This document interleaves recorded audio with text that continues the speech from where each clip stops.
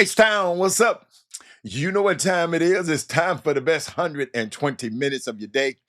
The Chop Shop, the nation's number one urban sports talk show, and also your midday sports happy hour. Yours truly, Robert Hatter alongside Jim Hicks, coming to you live from Houston, Texas, but we broadcasting all over the world and YouTube Live. And today, ladies and gentlemen, is Monday. One of the busiest days. They tried to get me to go play golf today, and I said, no, I can't. They always trying to get, hold up, y'all. They always trying to get me to go play golf. I'm going to switch back on. My picture going to come back on. They always trying to get me to come and, uh, on a Monday because I got a good group to play on Monday, but I just can't do it. I just can't. It's just too much going on over the weekend. Too much going on. I know y'all got some things. Tell me. You know what? It's been 3 days. That is Moody. Come to the front of the room. But it's been, but it's been a few days since we and I don't like to be away from y'all that long. You know, if we were still doing the show on Friday, then I wouldn't mind. But it's just too much can go on from Thursday. If I don't come on Monday, it's just too much stuff to cover, and then I don't have a Tuesday and Wednesday and Thursday to recover. So we'll be behind a whole 2 weeks. Coach, y'all, whether you know it or not, this show, when I do it, I don't know exactly how it's gonna go, but I know I have a whole lot of stuff that I I want to talk to y'all, and I just and I've just put them in certain notes, and I said I might want to cover that, I might want to cover this, I might want to cover this, I might want to cover this. So it's just a whole lot of stuff. But y'all know if y'all put something on the screen, I'll scrap what I got because y'all. Whatever you have to say is a lot more important than what I have to say, but I'm gonna comment on it. But it's so important. So what happens is if I don't get to talk about it, then it's not relevant anymore. Then by that time, it's out of the cycle. But sometimes I go back and try to find articles or certain things that we need. But it might not be current, but we still need to hear. So that's the balancing act that I go through all the time. And Jermaine Cooper, and just in case you new on the show, sometimes I have to look. My screen is right here. Okay, my screen. This where I can see. Big Coach just said, "What's up, Rob? I see you, Joe Lewis." It's tabulated on there, on here, saying this what's going on, and I got all my vitals all and tell me everything that's going on and all my controls, and I got all my stuff up here like I got my sound board up here where I can put in my see at home. If when I'm back home, I got two big monitors right there, so I got all of this up on the monitor, and then I can see I'm up there talking to you, and I can see, and I'm looking at the thing. But when I'm on the road, I got monitors, but for some reason, these monitors I've got here take too much energy from the show. And the show drags, and I don't like the drag. Y'all can't see it as much, but I see it. You know, I got all kind of party. I got that. I have to look down at that kind of stuff, right? And let's see, I got some more Oh stuff. no, I want an answer to that Hold because on, that hold up. All of that kind of stuff. So, and the reason I repeat that because a friend of mine called me one time. He said, "Robert, you were looking down. What were you reading?" I said, "I'm not really reading. I am. I got the control because I'm the producer. I'm everything."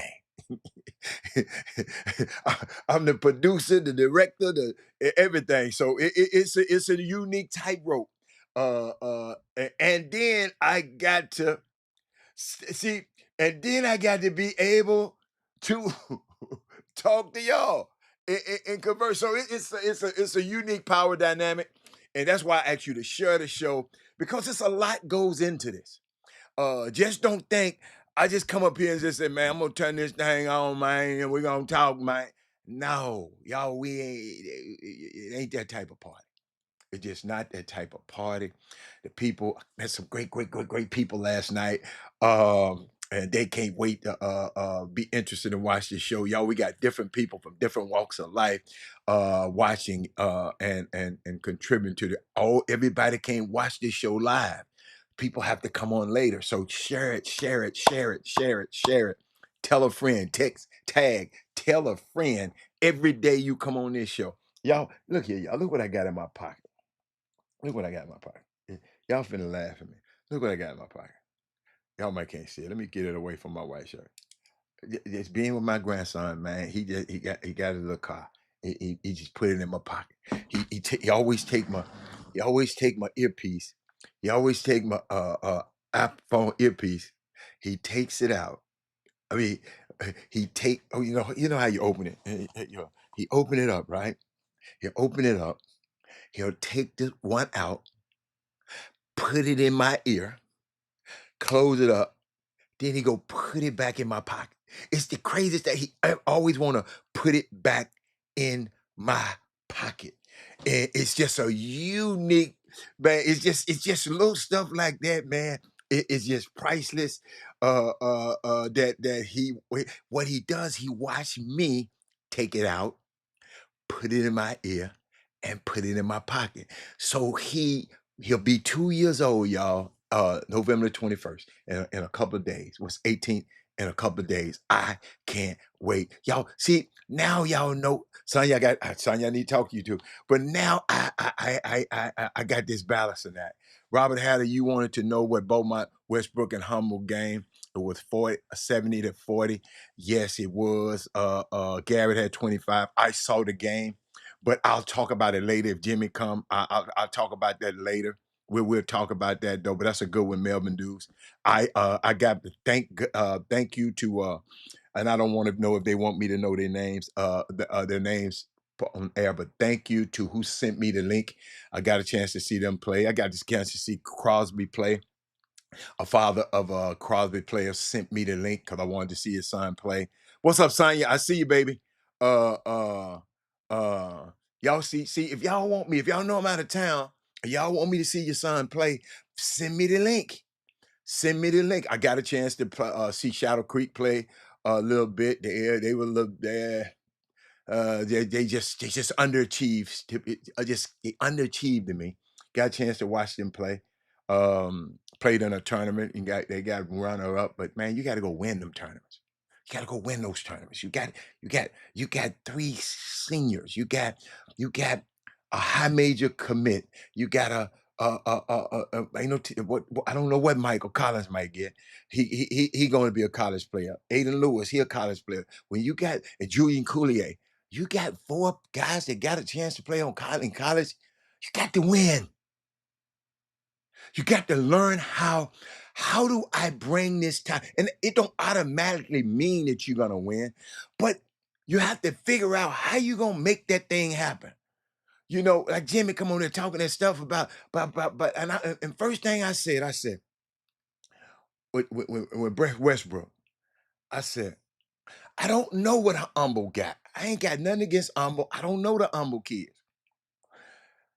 But I know Humble, you come up in that gym right there, your ass better come up there and play. I done drove up to that gym early in the morning and saw a team get their ass tore off in that gym right there. So the reason I was trying to tell Jimmy, and Jimmy's trying to tell me, am I talking with my heart in my head, out my head? I said, I'm talking to both of them. I knew what Gary was going to do. I knew what Satcher was going to do. Those guys just deliver every single game. I ain't saying they win every game, but those two guys come to play every game. That's why I love watching them play. I love watching them play. And guess what? They doing things different than the last time I saw them. See, that's what I keep trying to tell y'all. That's what I look at players. Lakeisha, what's up, baby? Uh I just try to Lakeisha, I got this thing. If you doing the same thing I saw you do 6 months ago, dude, you ain't, dude. I'm watching guys in college basketball right now. And I just can't believe they just ain't getting no better. And people mad. Man, these parents off the chain. I mean, it's just so much that happened. I don't know. We had the. What y'all think about that fight? What do y'all think about Netflix buffering all that buffering? Netflix. You got too much money. You got too much of mine. Got too much of y'all. All that damn buffering. I'm sick of the buffering. Y'all got to figure the buffering out. That need to be a hashtag. Well, how many? Figure the buffering out. They need to figure it out. Uh, this old ass man, Mike Tyson, when he played fought this young guy, and I just think I think they kind of, you know, I think both of them had the power to really hurt each other. And the other guy, Paul, I mean, he young, 26 years old. He got the power to hurt a 86, I mean, a 56-year-old man. Uh, and then that old man got enough power because I was watching work out. If he hit that guy the right way, he got the talent or the power to hurt, really, really, really hurt that guy. And I'm just glad both of them got out of there unscathed. But I saw a picture the other day, and I didn't have a chance to put it on the board because I was reading a lot this morning. I was reading before I came on the show. I had a lot of reading to do, and there's a couple of books that I did want to put down today, this morning. So, what's up, Michael Lenzen? Yeah, he said buffering. Uh, and but get your butt, Melvin, do me a favor. Go to the gym and try to box for a minute. Hit that bag for a minute, not 3 minutes, a minute. At your young ass age, it'll be, it'll be difficult. It'll be different. But there's some great things happened over the weekend. I just want to share with y'all. That wasn't too great because man, a lot of people took out the time. They had Jerry Jones. I'm glad his mic was messed up because he was trying to kiss Netflix behind. Matter of fact, Netflix is on Christmas Day is going to the Texans going to have a game on Christmas Day against, I forgot who they're going to play against, but Beyonce going to do the halftime and Netflix going to buffer on that. Hey, how to when you come down, play date with my, you know what? That's a good one, son. Okay, I got you. We gonna make that happen. We gonna make that happen because my daughter, we trying to figure that out right now. But I saw some stuff over the weekend that kind of touched me. Y'all got to.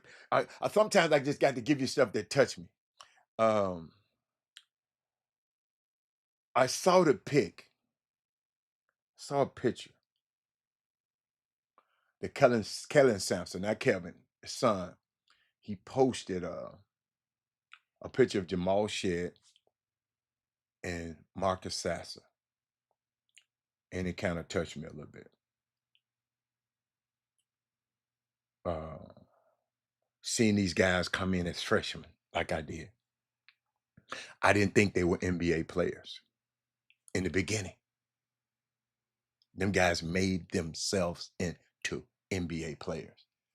And when you get a chance to see that, get a chance to see the young kids you saw in the gym at the workout, you didn't even think they were gonna make the workouts. Uh, and it was just unique seeing them and then watching the progress because I went to a lot of U of H games and just watching the progress of two young kids from public schools, not from the basketball powerhouses where you have to go. I got to go to Link Academy to become a pro. I got to go to Junebug Academy. I got to go to all of these academies to get the best basketball that I can get out of me. I got to go to a basketball factory where all we do is play basketball all day, and you still don't make it. These guys went to public high school in Texas. They didn't fall for, I need to go here, I need to go there to get everything that I wanted in my career. And I know all eggs don't hatch the same day. And I know everybody's like, what's the other guy said? Stay in your own lane or run your own race and all that. I understand that. But it's it should be okay if I just shout. And because I watched these guys, I never forget. I'm sitting in at U of A's game, me and Dirk Minifield just sitting up there talking. I forgot what year it was, and I saw Jamal Shed a couple of times, and we looked at each other. We just looked at each other. And you know I said, dude, if I am the GM of a team, I'm this was before he got real good. But I saw his intangible. I said, if he was if I was the GM of the team, guy like that I'll take. He can be my 12th, 13th, 14th, 15th man. He would be on my team. I saw the things he did when everybody got mad when they lost in that game. Everybody go in the dressing room, including the coaches. A young man came back and they knocked over the trash. He came back to pick up the trash and make sure the mess that uh, our my mad teammates and my mad coaches made, he went back and picked it up. When I look at stuff like that, what's up, Rob? Thinking about you and Rosie this morning. Um, so y'all, just a lot of stuff just tugged on my heart this weekend. And I just want to share with y'all. Maybe I don't know if y'all thought about it like that. And I know some people don't think about other people's kids and other people like that. But I do, because I saw them I saw them two young boys when they first came on campus. And now both of them played against each other the other night. Detroit played against the Toronto Raptors, man. It just neither one of my son. Matter of fact, I met them, but I don't really know them. And wish I could have had a closer relationship with them, but I don't force no relationship on nobody. I be around enough, shit, somebody need to tell him, you need to talk to that guy. You need to talk to him. So I can't save the world. But then I seen another uh thing that tugged on my heartstrings um this weekend as a father. This scene tugs at my heart too, being a father. Uh, let me see, y'all share the show. Let me see, can I find it for you? This kind of stuff get to me, man. I'm telling y'all, uh, just it's just being a father, right? It might be subtle. It's subtle, but watch this.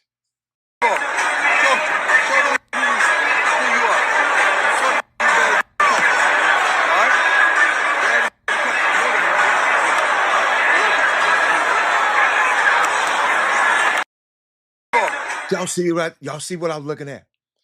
They always go, Deion Sanders and his son, they always walk from one end of the court, the field to the other before every game, and they talk to each other. He always have some encouraging words. I don't know what they be saying. Uh, but the son took the time out to fix his daddy chain because he know his daddy love his chains. He always, if you ever follow him, you know he love his chains. He always been a chain person. I'm gonna let you watch it again so you can see that this father-son moment is priceless to me.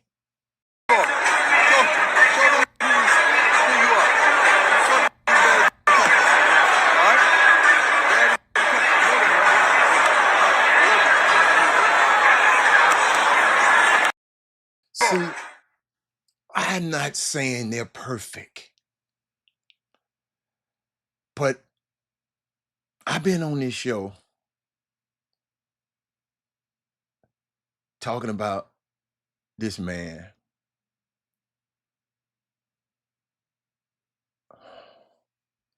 Y'all got to think about this, man. I just thought about something. Florida State, SMU, all of these schools would not give him a shot. Had a house in Dallas. They wouldn't even give him an interview. They wouldn't even give him a real shot.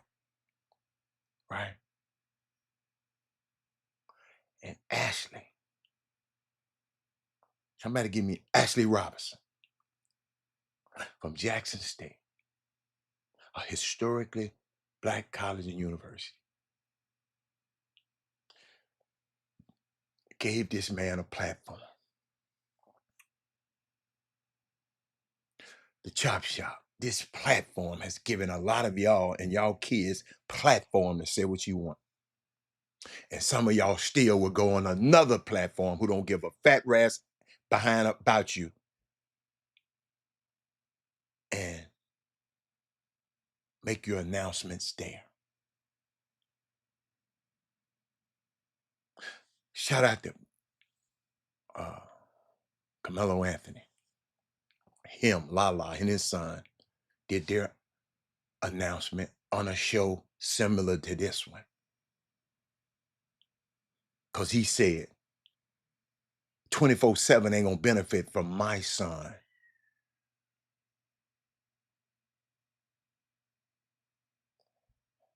I'm gonna let this podcast, one of the greatest one. If you go see it, him, Lala, Mello, I loved it. He could have went like the rest of these people. I'm going to 24. Nothing against 24/7. It ain't y'all 24/7. I ain't mad at y'all. My people just don't get it. My black people, we just don't get it. We think that everybody ice is colder than ours. And all ice is the same temperature. Robbie Young? Yes, baby, I'm great. I'm great. Yeah, Minor High School.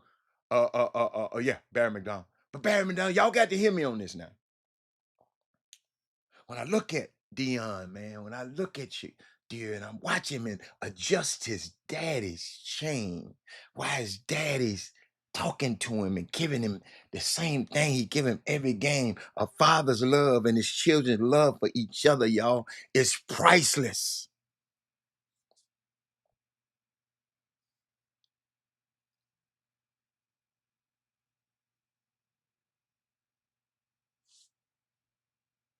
Dion telling his team before the game, let's take what's ours today.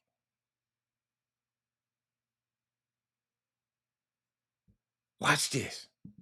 This lady come out. Let me see. Can I find the interview? Watch this. Yes, thank you so much. That's the only reason I don't like the press on the sideline mess with them guys. He just left a very emotional moment with his son. He didn't have a chance to even relish in the moment. Jenny Taft bring her ass, cause they don't care. She don't care. She probably don't. I don't know what she kind of care, but she don't care. Y'all understand that moment I just showed y'all? Remember, that's the moment after he adjusted his dad's chain. And his dad hugged his son. She's sitting over there and snatched him. He tried to snatch away. She holding him back. I don't like that TV. But Fox News, who was over Big Noon kickoff, so they have obligations to do this with Fox News. Y'all understand what I'm saying? Maybe if you've never been in these situations before, you understand. You got you're dehumanizing them. That was a moment.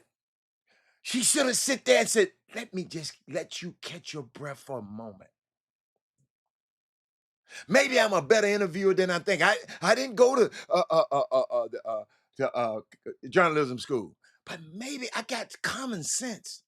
When I talk to people that comes on this show and I try to make them feel comfortable, everybody said, man, I like this show. Man, I didn't know it was going to be like this. I was nervous at first, but are y'all watching me? Shout out again to Beyonce, halftime show Ravens versus Texans, Christmas Day on Netflix. I saw something. He said, where were those from the Utah podcast last season that the ugly comment? You know, we can't worry about them. They ain't, see, them people on the Utah broadcast last year, they ain't gonna say nothing now. Melvin Dews. I am just relishing in Colorado winning. I ain't got too much energy for the people who wanted him to lose. You know they didn't hate it. They didn't like him. And like he said, Don't let your hatred for me. I played for 14 years. You had 14 years to hate on me. Don't make your hatred come down on these babies and on these kids. Man, this man doing, y'all, believe you me, I'm talking about Colorado today. But cause I've been talking about him since they went down to the campus of Jackson State and the water was messed up. They had to stay in a hotel and they had to go ship water in for their kids. And he was at Jackson State, didn't complain, went down there, won the thing. Only thing they lost was the Celebration Bowl, won the SWAC championship, won everything else, went undefeated in the SWAC. And they said, let's just give him that little old N-word job down there. He ain't ready for this big time yet. See, y'all, I don't forget that. See, that's the stuff that I'm talking about. That is Moody. I was there every step of the way. Rob J, I love him. He's the announcer for the games in Jackson. He's similar to Chatterbox is for TSU. And just talking to them, man, that was y'all. See, y'all forget those jobs, Florida State, SMU, and a couple more. They didn't. But in all fairness to them, let me give it to you. Let me give it to you like a TI is. Ain't nobody else probably gonna give it to you like this. In all fairness, to them. Do y'all know why that man got into coaching? Anybody? Raise up their hand. Give me a quick one. Do y'all know how he got into coaching? Let me get my water. Got my water down here. I ain't got my water bottle. I don't know where it is. Yeah, hold up. Let me see. Nah, I drink it out the bar. I don't want y'all. I don't want. I don't want to be advertising for these people.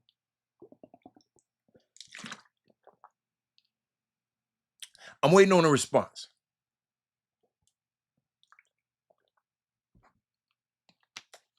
I'm gonna show y'all what I'm talking about. I never thought about coaching. Never. I told y'all, my son, football player. I love football. Loved it. Loved him playing it. Fast. He used to have. He used to be so funny. But after you pay your money, you signed up, and you go to the meeting. Then you find out after you done paid your money. Then you find out that the league is ran by volunteer coaches, and the volunteer coaches have to come from one of the parents. And none of the parents stepped up. I looked around, not knowing nothing about football, coaching it. I knew about the game, but I did not know how to relay it to 8, 9, 10-year-olds in flag football. I didn't know. But you know, I read everything. I wanted to know the safety part. I had to read everything in the world. But see, y'all don't know. I'm finna give y'all something y'all don't know because ain't nobody put on the screen. Dion went to practice, had his little chair sitting over there. And he watched Sonya. He watched the coaches lining the kids up 20 yards facing each other and running into each other. Little bit ass kids lining them up way out here, running against each other. He stopped and said, no. Y'all gonna get somebody killed out here. These babies. Their brains you can't rattle their brains like that. So he was showing them how you do it for kids this young so it won't be that much of an impact on them. And he said, if I had to sit here and show their ass how to coach, I might as well coach. That's how he started coaching. Out of a need and a necessity. Because the other coaches ain't doing it right. Just cause somebody coaching your son in summer basketball, that don't mean they know what they doing.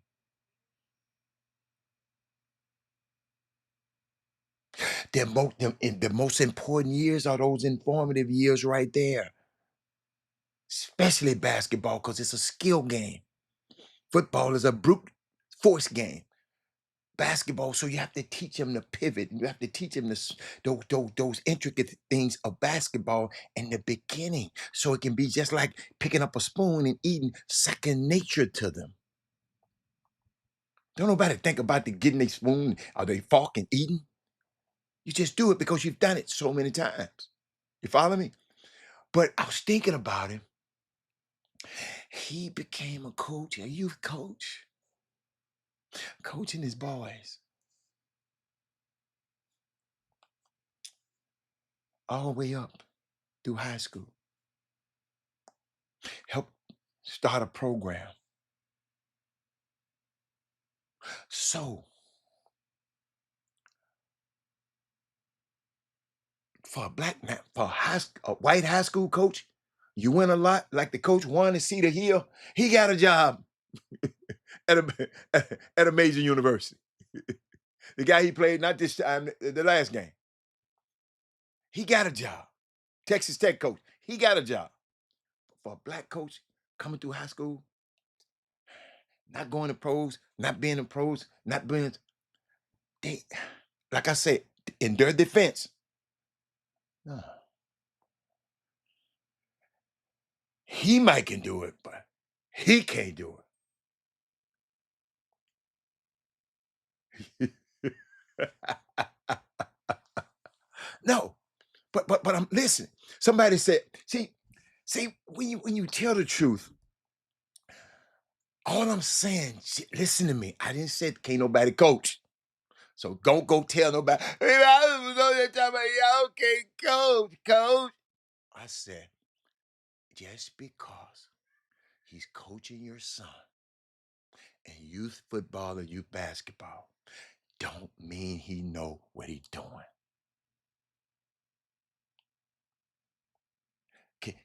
Can we get that? Because somebody just texted me. Man, all these people are involved in youth sport. Man, I'm about to start a riot. If I start a riot, if it bothers you, go learn your craft. If you're going to coach, do like I did. I didn't know nothing about coaching no damn basketball. And I read every book on youth football, on youth football. I read every book because I wanted to know. I wanted to know what to do. I wanted to know what formations, what works in youth basketball don't work. I can't watch what my clients doing in pro football and come down. No. And it don't matter what I know. I got to be able to give it to the little guy. Y'all remember the day we was watching the show? Young man came on the show. He was part of that experiment. Jamie Bolin, he came on this show and said, Coach, the reason I want to be a coach because of you. Because I took my time out to study it, my brother. I ain't trying to start no ride with you. I'm just trying to give you. So don't go out there knowing what you're doing. Don't line kids way down here. Be able to know how to teach a kid how to pivot. If you're teaching basketball, be able to teach a kid how to move the ball around in a strong pocket. Be able to teach him not just a triple threat, but every time he catch the damn ball, be ready to shoot the ball. Cause what? That's the only time you're a threat. Don't just catch the ball and just stand there. Catch it and be ready to shoot. Because if you're ready to shoot, boy, I got to get busy. But if you catch it and stand up, I'm just gonna relax like you do. So I sit back and saw this. I don't know how I got on that one. I was thinking about Dion, yeah. I sit back and saw this, and I was just thinking about my life, my client's life, talking to a client, talking to him the other night. See, ladies and gentlemen, everybody want to be a star, everybody want to be famous, but to live under those lights not only shine, but they also burns. I'm going to repeat that. When you live under these lights in here,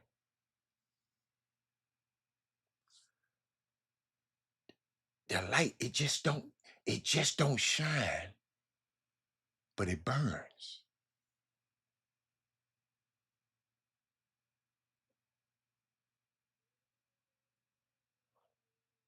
You know, I'm talking to some people, and I told them that some newer people watching the show, I said, do me a favor.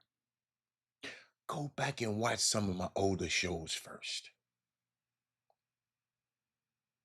Go back and watch them first. I advise some of y'all too. Go back and watch some of our older shows. See, when I started being serious, really serious about this show, I used to just come on here and but I evolved and realized how valuable this platform was and realized the people's lives I was shaping. When a woman called into your show and said, I'm here taking chemotherapy and you're the best 120 minutes of my day before I go in. When a mother email you saying, thank you for helping save and change my son's life. Words you said, she still ain't tell me the words. I really want to know them words because I really want to. Then I got people that's watching this show today that heard some words I said and go start a new career and thriving in that career.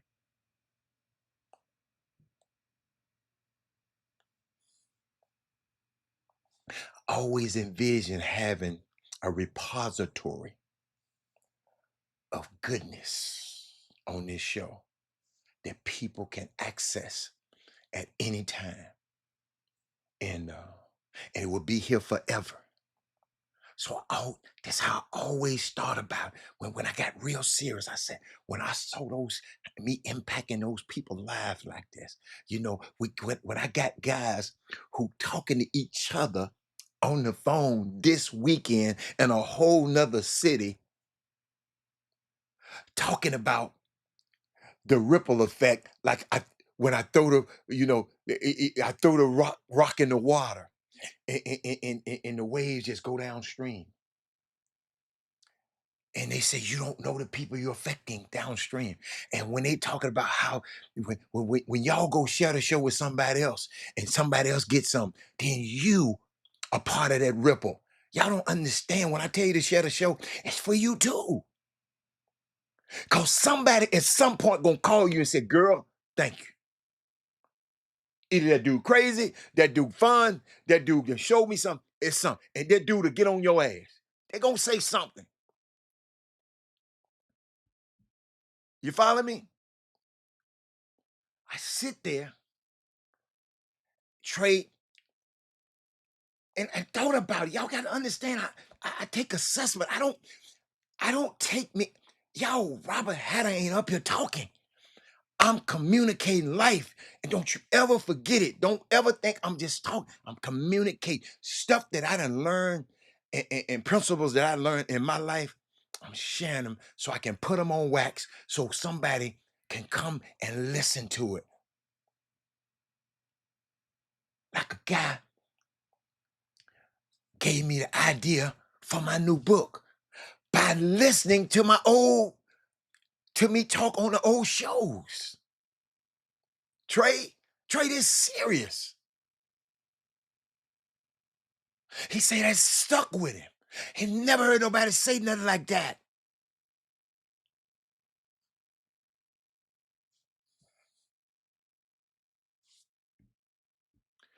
But like I said, I always envision having a repository of goodness, not ignorant, not gossip, of goodness that people can access at any time.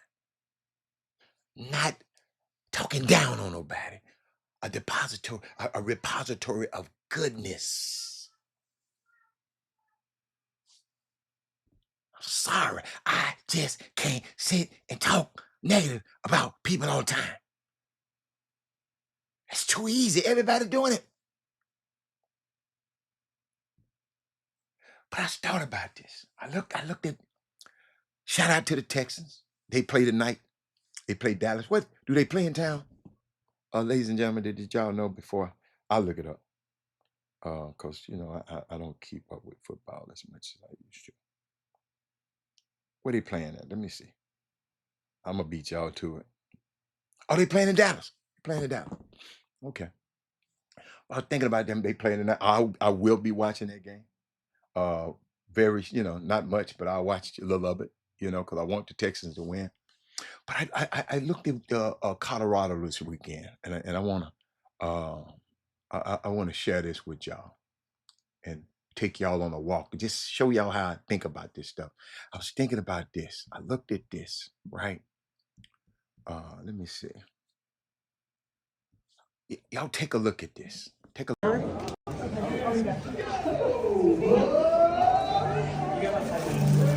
I have to do it all atmosphere, Max. Atmosphere.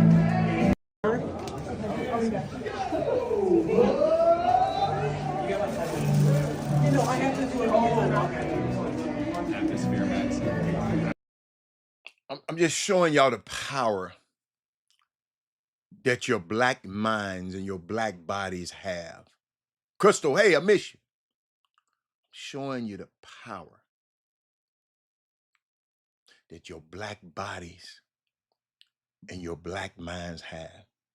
That's the Buffalo, the Colorado media room. Deion Sanders creating so many jobs. They didn't have nobody in this room before he got there. They was 1-12, 2-10. They were terrible. Your black body creating jobs. And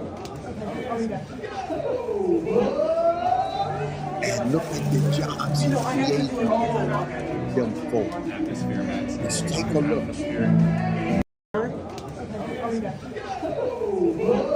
Y'all, but none of this happened. They just created that room.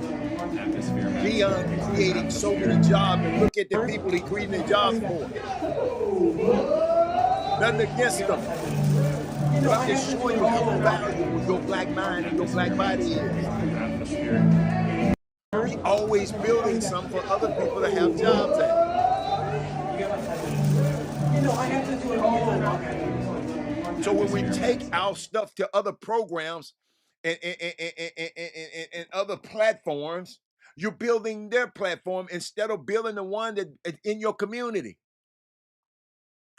But you're so selfish, you just don't even look at nothing but yourself.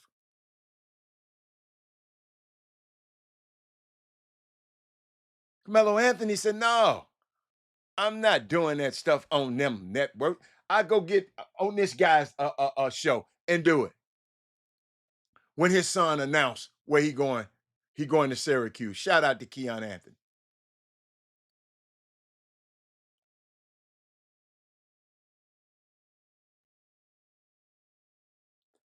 I'm just showing you her. Listen, my thing is, our black bodies, Herb, we got so much talent.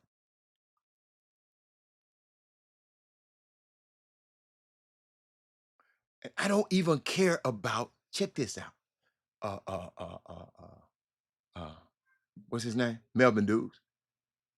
You talking about a clean sweep, coach of the year? You know why I don't care about those awards? Because they're given and they can be taken away from you. I appreciated those people before them people there even worried about a Heisman.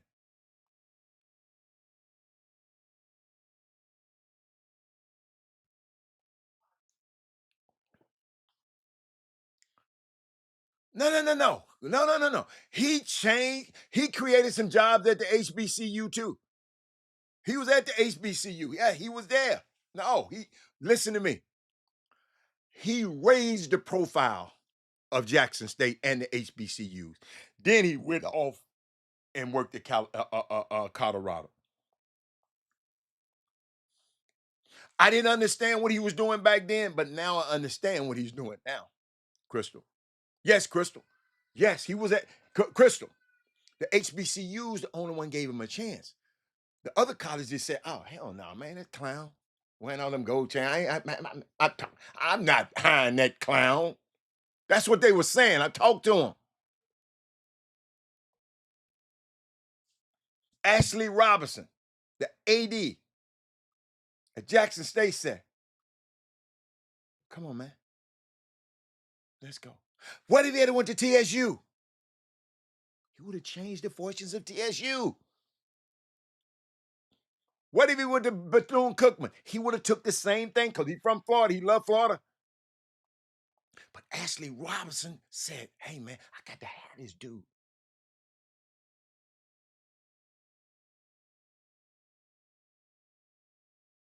Y'all follow me?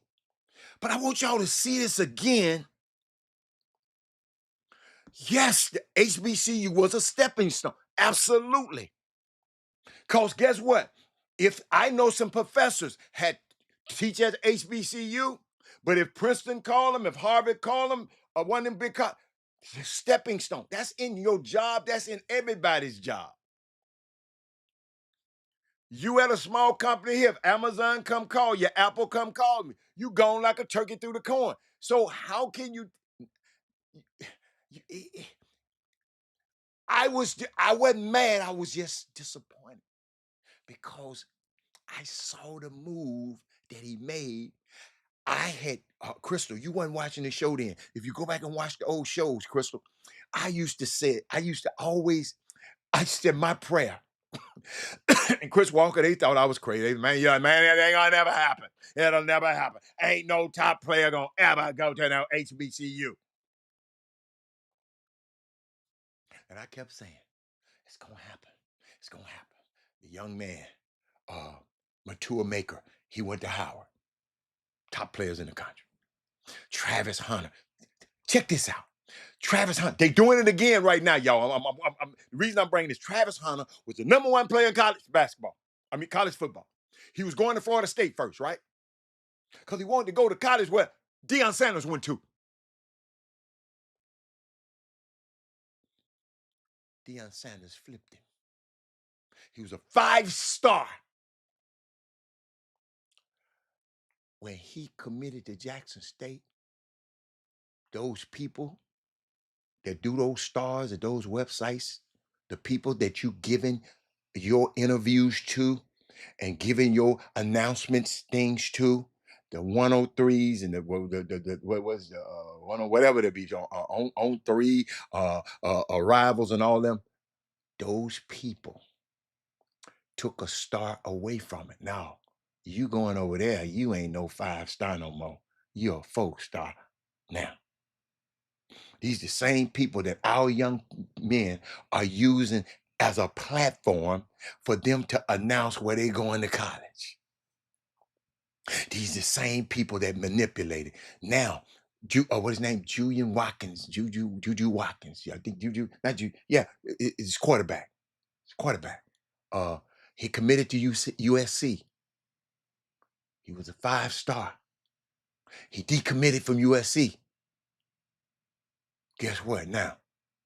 They done dropped him down to a 4-star. Stars don't matter, but I'm just showing you the manipulation. I hope y'all in Houston hearing me, and I hope y'all know what I'm talking about. Some of y'all know what the hell I'm talking about. But I was thinking about all the jobs he created. And did y'all see one black person in that room?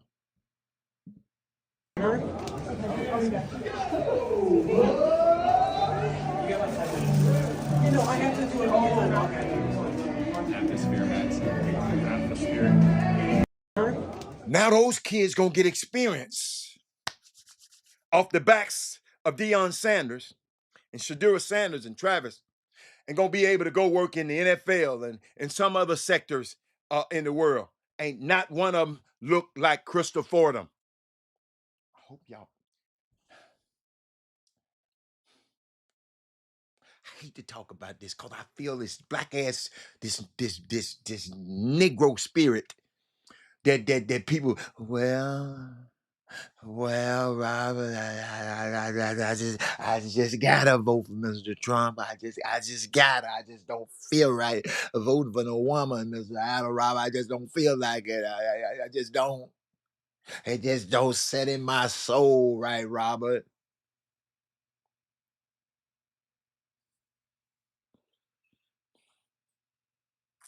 Absolutely, Crystal. Absolutely, Crystal. Absolutely. Absolutely, Crystal. You absolutely right, Crystal. Crystal. But what I want to show y'all is the power that we have. Y'all, I'm setting you up for something. I know Sonya there. I wish Mindy was there because Mindy always said, man, you're always setting us up for something. I'm setting you up for something. The power that you have. Y'all notice I ain't been woe is me about the election no more. I shot my best shot. One of my client, my candidate that didn't win. I got some work to do. We got more work to do. Thinking about this hire of Deion Sanders. This guy named Rick George, the athletic director at Colorado. And y'all got to realize, see what y'all don't know. Some of y'all may. When Rick George was courting Deion, Deion was still at Jackson State. He told him, if I take this job, I'm finishing out my obligations here before I ever come out there and do anything. I'm not going to leave these people in a bad situation. You know how them coaches just leave? I'm going to the next job. I'm on the next plane out of there. Them other kind of coaches. He told Rick George, if you want me, you got to put up, I'm going to the celebration. I owe this to my people. I owe this to Jackson State. He could have left y'all like most coaches do. Chip Kelly get on the plane, get out of there on y'all ass, then cuss your kids out. Hope y'all follow me. Because this is a very valuable lesson. I'm learning while I'm talking to y'all. When he made that hire of Deion Sanders, this should be studied in a master class. This should be studied by other administrations. Now you got to realize now, it should be studied because this Deion effect is different. It probably couldn't happen with no other coach but him, Crystal. Not only were you hiring one of our generation's greatest leaders, but you were also getting 2 top 5 draft picks in the process. Rick George is a master. I don't, but I know how he did it because he can get to Deion directly. But Deion got this white woman that worked for him. They got together. Boy, boy, I wish y'all here. I want to shave my neck. I want a manicure. I want.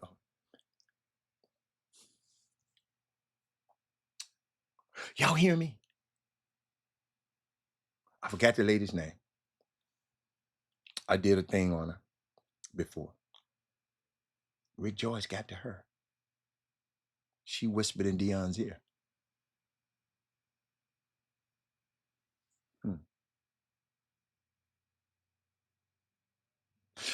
But what college football has different rules now, ladies and gentlemen.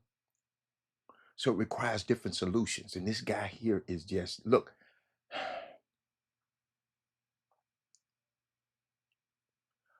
guys like Deion Sanders don't grow on trees. He's more like a Halley's Comet. They don't come, but every, I forgot how many years.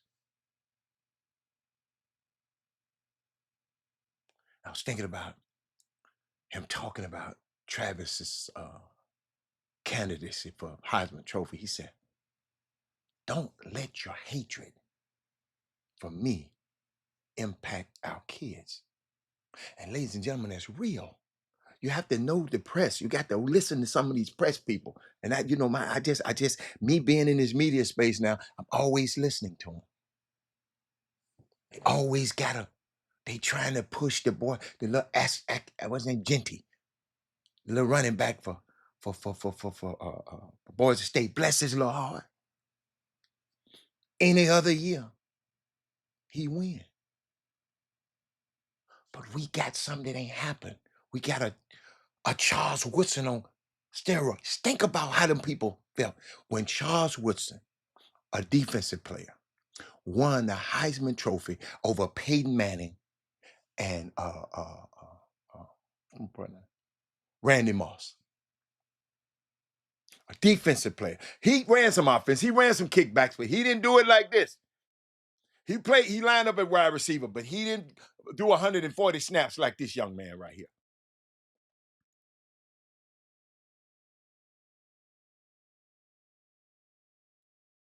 Just thinking about Houston. We got a young man, a freshman. They was trying to hate on him. He don't play freshman. If you go there, he don't even play, you know. But we got a young kid out of the greater Houston area, out in Silsbee, Draylon Miller. He caught one of the most important passes of the year and touchdowns and deboed his way into the end zone. But I saw this about Shador. Let me see. Did he? I had it. I know I had it. Watch what Shador Sanders, QB1, say about one of our own. He said that Draylon Miller provides this Deebo Samuel type vibe. When you see Draylon on the field, what does he provide to this offense, and how big was his day today? Let me see Draylon's day. Oh yeah, that is big. Yeah, no, Draylon, he gives a different vibe when he gets out there. And the thing that I love about Draylon is he's young, but he listens. So on the touchdown that he had, we was on the sideline talking after. He was like, bro, everything you said, that's what I was thinking. As soon as you called that route, bro, I was thinking as soon as I clear him, I'm going to look for the ball. It's going to be inside. So it's like the small things that we work on and we talk about whenever it's actually in the game and we execute it away, it's a real joyful moment because he understands the why. Y'all see what I love that young man? And people coming on this particular show and get mad because I like this family. How can you go on somebody else's show? Crystal, I don't know if you was on it. Somebody got mad at me because I like the family.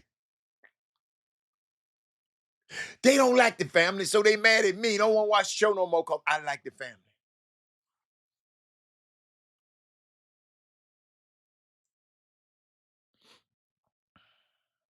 I wonder who they voted for.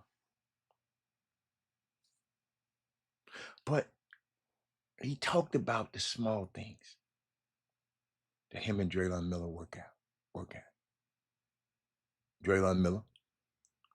Y'all got to realize this is a little young man that I first had the pleasure of seeing at Jimmy's event. I think it might have been at Booker T. Washington. It was the middle school event. His team won. I think, won. Yeah, the Silsbee team won. He was on that team. And now a few years later, he on here on national TV, balling in another sport. He playing basketball when I saw him, and playing football. And he's going to have a chance to play on Sunday. Life comes at you fast, ladies and gentlemen. When Travis Hunter chose Jackson State, ladies and gentlemen, to play for Coach Prime, do you know everybody said he was ruining his life? See, y'all forget. I remember. Because I take notes. I keep receipts. when he followed him to Colorado. And he still didn't choose one of the Blue Bloods. They said he would regret it and would hurt his draft stock.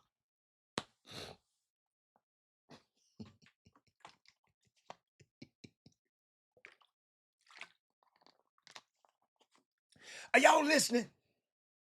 Ladies and gentlemen, y'all better trust your vision for yourself. Don't you let these talking heads tell you what you don't do. They told that little boy twice, get away from Dion. And now, see, they was going to get him on campus and lie to him and say, I'm going to let you play both ways. But Dion allowed him to do it. Nick Saban wasn't going to let him do it. Kalen DeBoer wasn't going to let him do it. Dan Lanning wasn't going to let him do it. None of them guys. Gus Malzahn, none of them guys. None of them. They wasn't going to let him do it.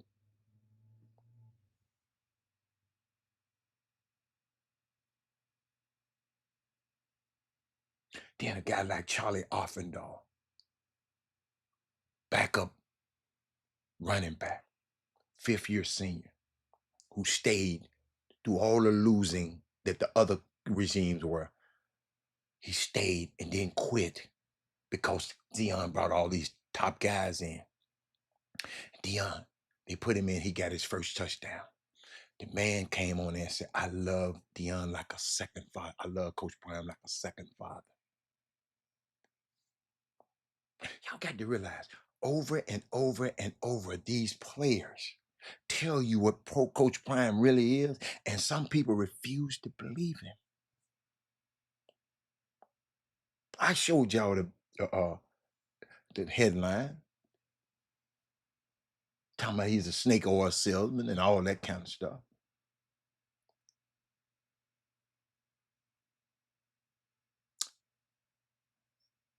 These following teams in the Big 12 control their own destiny. That means if they win out, they win. Colorado, BYU, Arizona State. Reason that's so significant. Preseason, they ranked the coaches in preseason. Dion was ranked number 15th of the college. I don't know how many people in the Big 12, because there's more than 12 now. 15th. BYU plays Arizona State next week, so one of them got to lose. Colorado plays Kansas, who just beat BYU. Huge weekend in the Big 12. I can't wait. I'm here to watch it. Y'all, I'm going to tell y'all the truth. I'm held hostage on Saturday. My day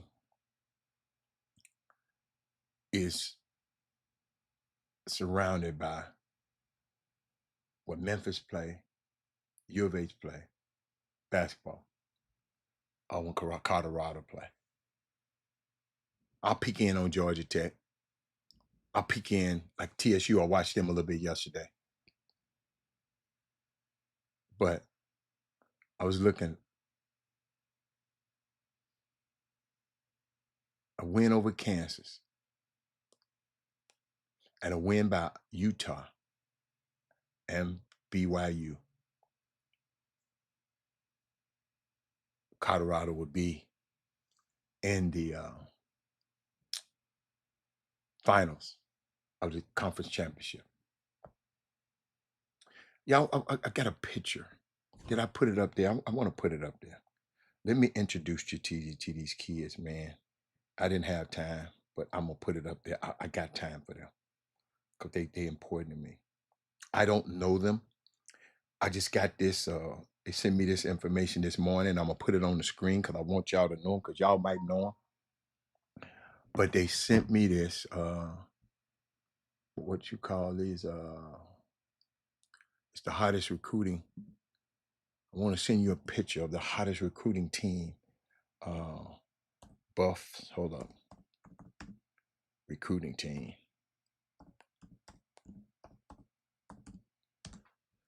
They hot. It's you know, like they say, you got the hottest chick in the game wearing your chain. It's the hottest recruiting. And they got their Louis. Yeah, y'all remember what Deion said? Some of y'all gonna jump in the portal. Some of y'all got mad at it. It's the hottest recruiting team in the nation, led by Corey Phillips. They call him the Black Santa. I don't know which one he is, but I think he's the third one from your left. From your left. I think that's him because he's always talking about recruiting. But I wanted to put that is Coach Prime. That's the recruiting team. Those are the people that get it done. Some of y'all never see them. Those are the people that get it done. I'm going to get their names and everybody's name for you. I just wanted to acknowledge them and put them on the screen. He's Deion 2.0 doing these. She said doing these. He's Deion 2.0 doing these press conferences. You talking about Shadua? Colorado, the best team in the Big 12, and Travis Hunter. Thank you, Doug. Doug, I know Doug was gonna come over here and talk about his little bro. I have to. You see, yes, Trey Phillips, you messed up, man. Look, Trey Phillips. God damn it, but you hooked on phonics right there, ain't it? Oh, that's my girl. Hey, Harmony. I'm gonna wait till Wednesday. I'm gonna talk about Harmony on Wednesday, but I'm gonna talk about Harmony from Dallas that plays at Harvard. Yo, she ain't through. She's still tearing people's head off.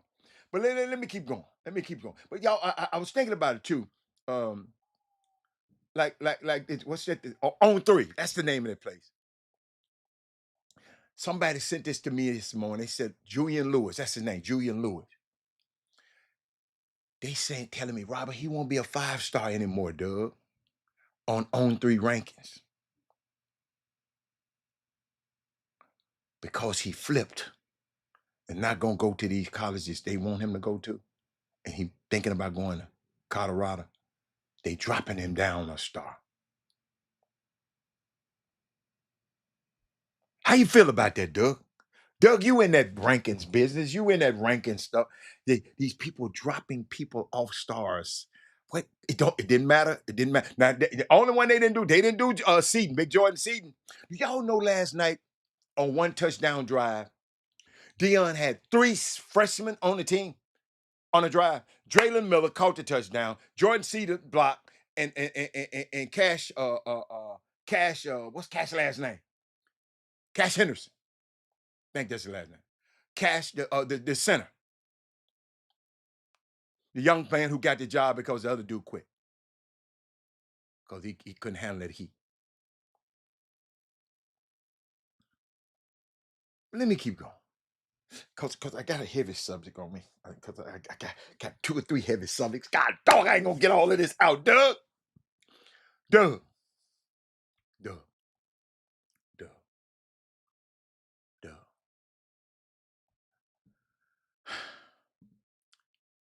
Somebody got to explain this to me. Comes up short, good defensive stand to start the game. Simmons in transition. Leave it, swing it, taken away. Bridges, easy bucket to start it out.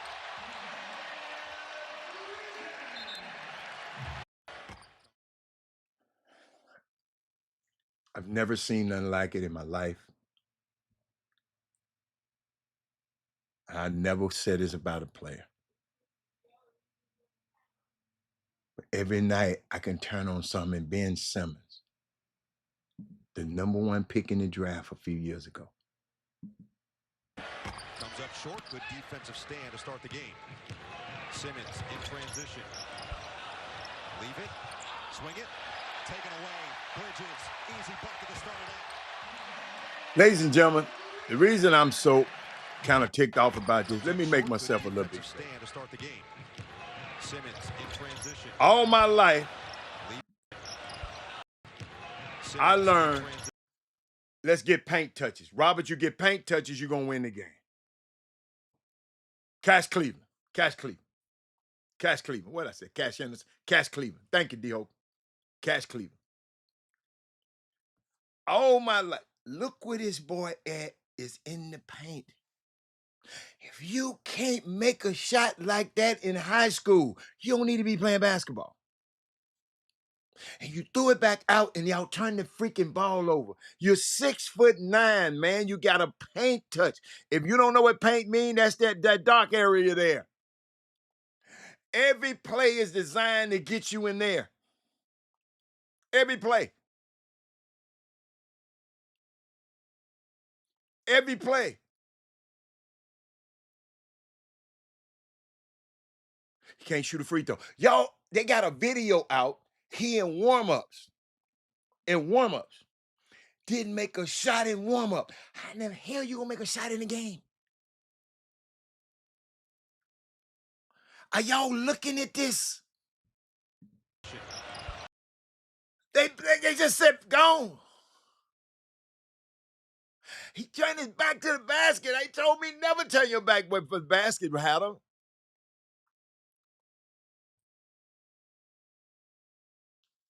All he had to do was pivot and dunk. Doug, I know you watch a lot of bad back. My girl on there. Mindy here. I'm straight. Mindy, explain that to me. I'm gonna rewind it, Mindy. Y'all got to see this, Mindy. I'm gonna got to rewind it for you. Comes up short. Good defensive stand to start the game. Simmons in transition. Leave it. Swing it. Taken away. Bridges. Easy bucket to start it out. Mindy.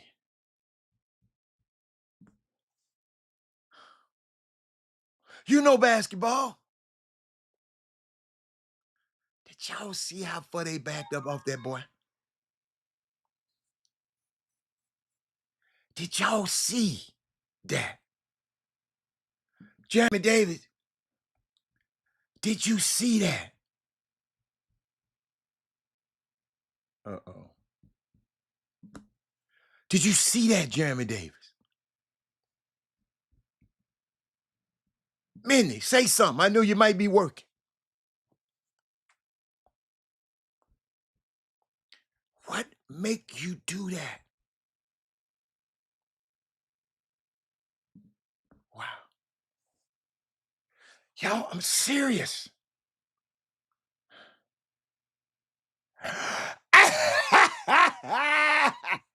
Hey, man. That woman right there, right here, she love them old sorry ass Texans. I mean, she love them great, beautiful, great Texans. She love them.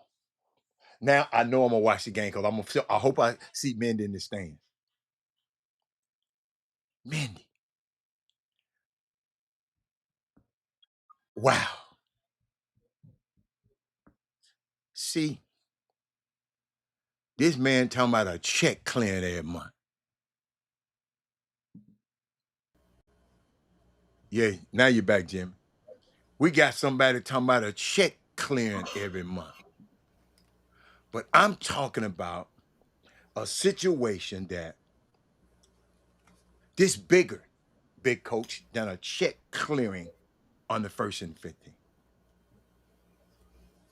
What would make a player do this? Comes up short. Good defensive stand to start the game. Simmons in transition. Leave it.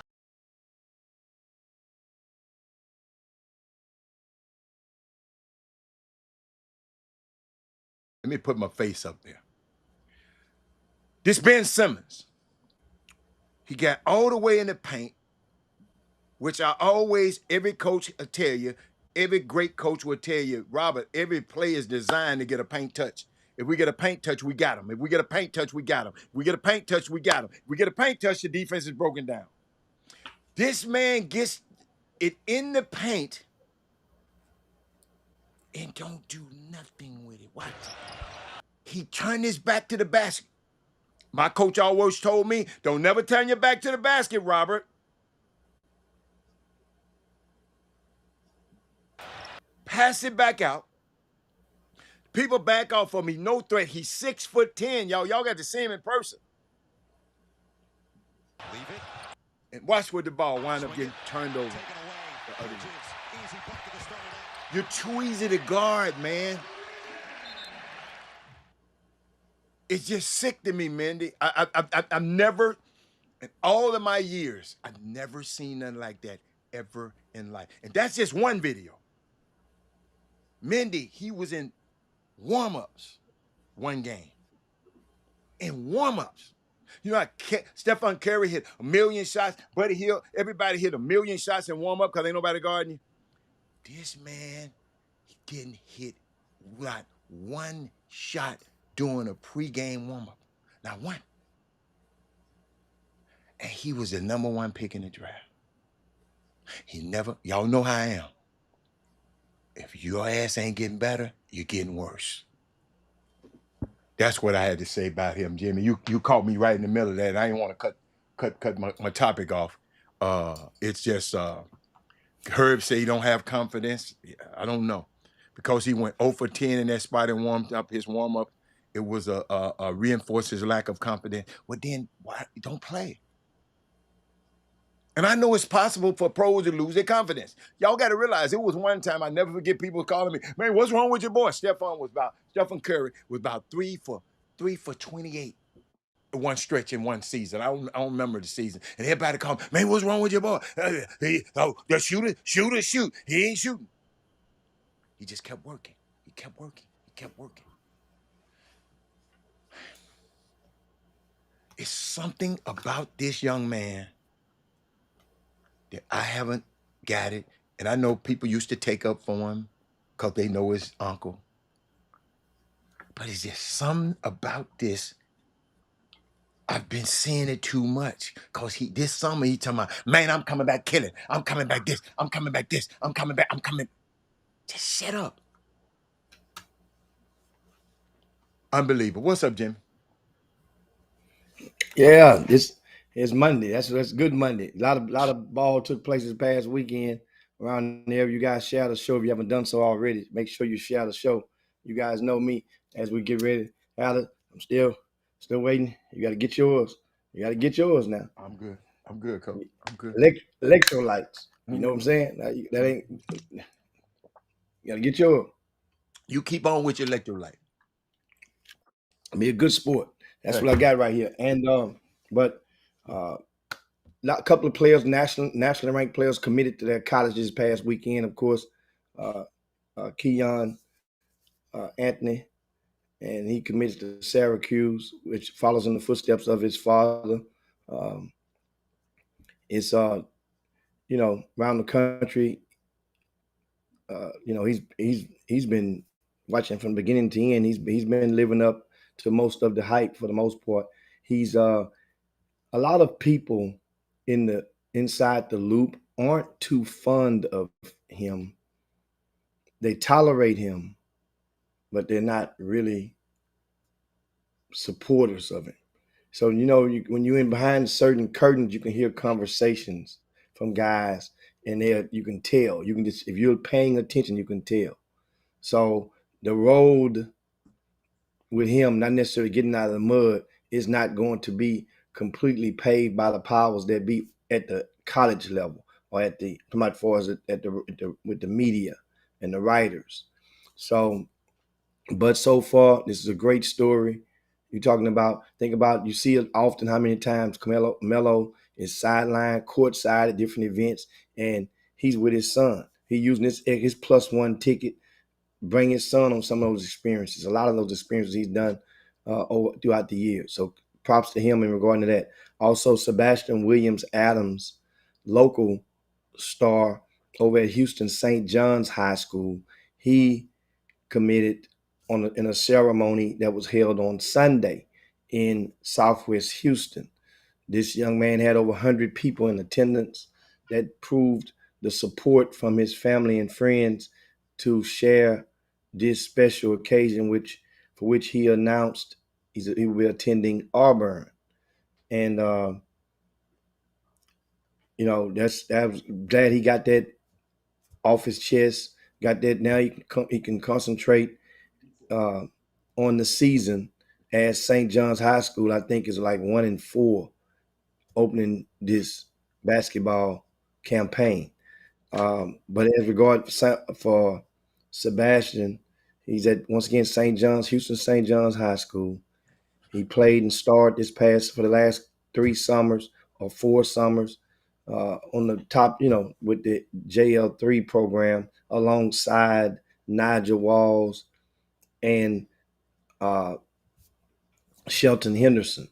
Both of those 2 young men have preceded him in announcing their colleges within the past 2 weeks, with Nigel announcing SMU, Shelton going to Duke, and of course, if you just tuned in, Sebastian Williams Adams to Auburn.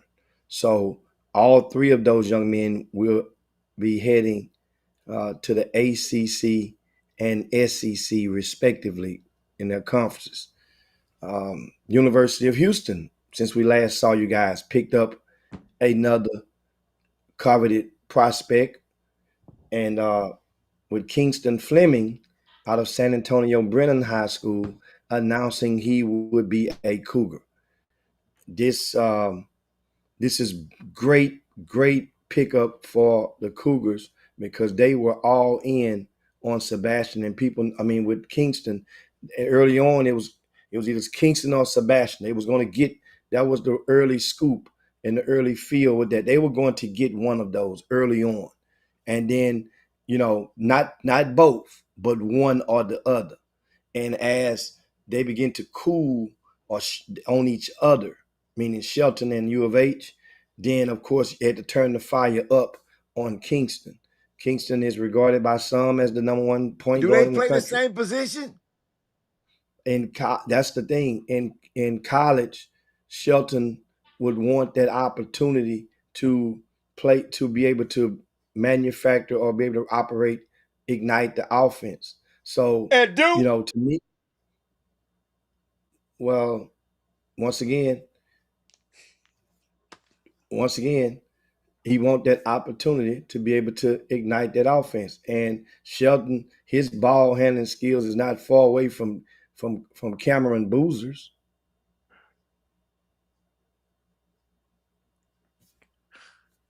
Cameron, Right? what Cameron Boo? Cameron Boo's, you talking about, which Cameron Boo you talking about? I'm talking about the The son? guard, the second, the Boozer twin, the brother, the sibling, not the power forward, but the guard. But the guard ain't going to Duke. Yeah. Both of them going to Duke. But he going with his brother. Okay, both of the Boozers are going to Duke. Both of them not going there to sit down. But you said we just look at the game different. We just look at the game. I forgot. Ain't no use for me even talking about this. I mean, just the way you explaining it, and I got to sit up here and just not say nothing about it. I mean, I just don't understand. That was You saying he don't want to go to U of H because Kingston Fleming's gonna have the ball, but he finna go to Duke and get the basketball. Both of them, U of H, the early field way back early this year, before the summer even started. U of H was going all the way back to 1 year ago. Put it like that. Let's go rewind all the way back to the 11th grade season. U of H was not. Everybody knew it was going to be one or the other. It was not going. One was, in other words, Jimmy, one I of them think, kids. like Doug said, I was about to tell you. Like Doug said, I think Isaiah Hardwell gonna really be playing the situation that Sheldon would have been in. Once again, I just say go back to a year ago, not a month ago, not 2 months ago. A year ago, right now, it was known from one of those camps that if one of those guys went there, the other one wasn't gonna go there. Well, then say that then. You're talking about the ball handler. Okay, but that would be the reason. It wasn't the reason. The reason wasn't because I don't want to play with him. It's because you would be in the way from me doing for me seeing the clear path or whatever. So that would be. It wasn't the reason like they don't like each other. So that was the thing early on. So now, once again, and everybody in the loop knew that. What do you guys? I mean, that was gonna be one or the other. So then once they got an in and then understand, and you think, eventually I don't see. Think about it. I mentioned the Boozers at Duke next season. That means those guys are going to play. That's 2/5 of the offense right there. Now, meanwhile, Duke has freshmen that were coveted, that were All-Americans last year. At least one that don't hardly even get off the bench right now. That's nothing new for them. So eventually, my point is, eventually you end up where you belong. And we'll see how this thing going to work out. We know one thing. We know one thing. You can look at the things at the U of H roster and see that the guard minutes slot would be there, meaning that based on the seniors that they have in the lineup right now, the time slots are there for the grabbing for whoever it may be, for an upgrade for Mercy, or whether it's Isaiah Harold. Isaiah Harwell is going to get some of that money. You know what I'm talking about? Money mean minutes as a true freshman. And Kingston. So we'll see how this stuff goes. Eventually, the thing is, they pick the school they want, and guess what? I understand that. I understand it. It's just your commentary about it. I mean, I'm with them for picking the school they want. It's just I didn't understand the commentary because I know John Shire is not going to let Sheldon come there and handle not down ball. So and play no point guard. And Kingston Fleming is a point guard supreme. I'm just saying it's but, different. But the way is there a difference? But the way you Is there a explain it, difference? Jimmy, I just didn't understand. Maybe Is I there didn't hear is you. there is there a difference between playing point guard and running the offense? Are both the same, or are there a slight difference? Jimmy, your point All right. guard. I said If you got night a in great offense. if you got a good point guard like Duke gonna have, he gonna be running the offense. So no, that's If you not the got a good question. point guard, he gonna run initiate the offense. But that's But not if you the don't question have that I one, you might have to need one. But in neither one of these guys' cases, you won't need that. But no, that's not the question that I asked you. How did you answer the question? I asked you the question. I'm trying to get clarity on. I say is running the offense, right? And being a point guard, are they all in the same? Yes. Or one is The point so guard they're runs all the in the offense. same. The point guard runs So, the but does the point but does the guy that run the offense, is he the point guard?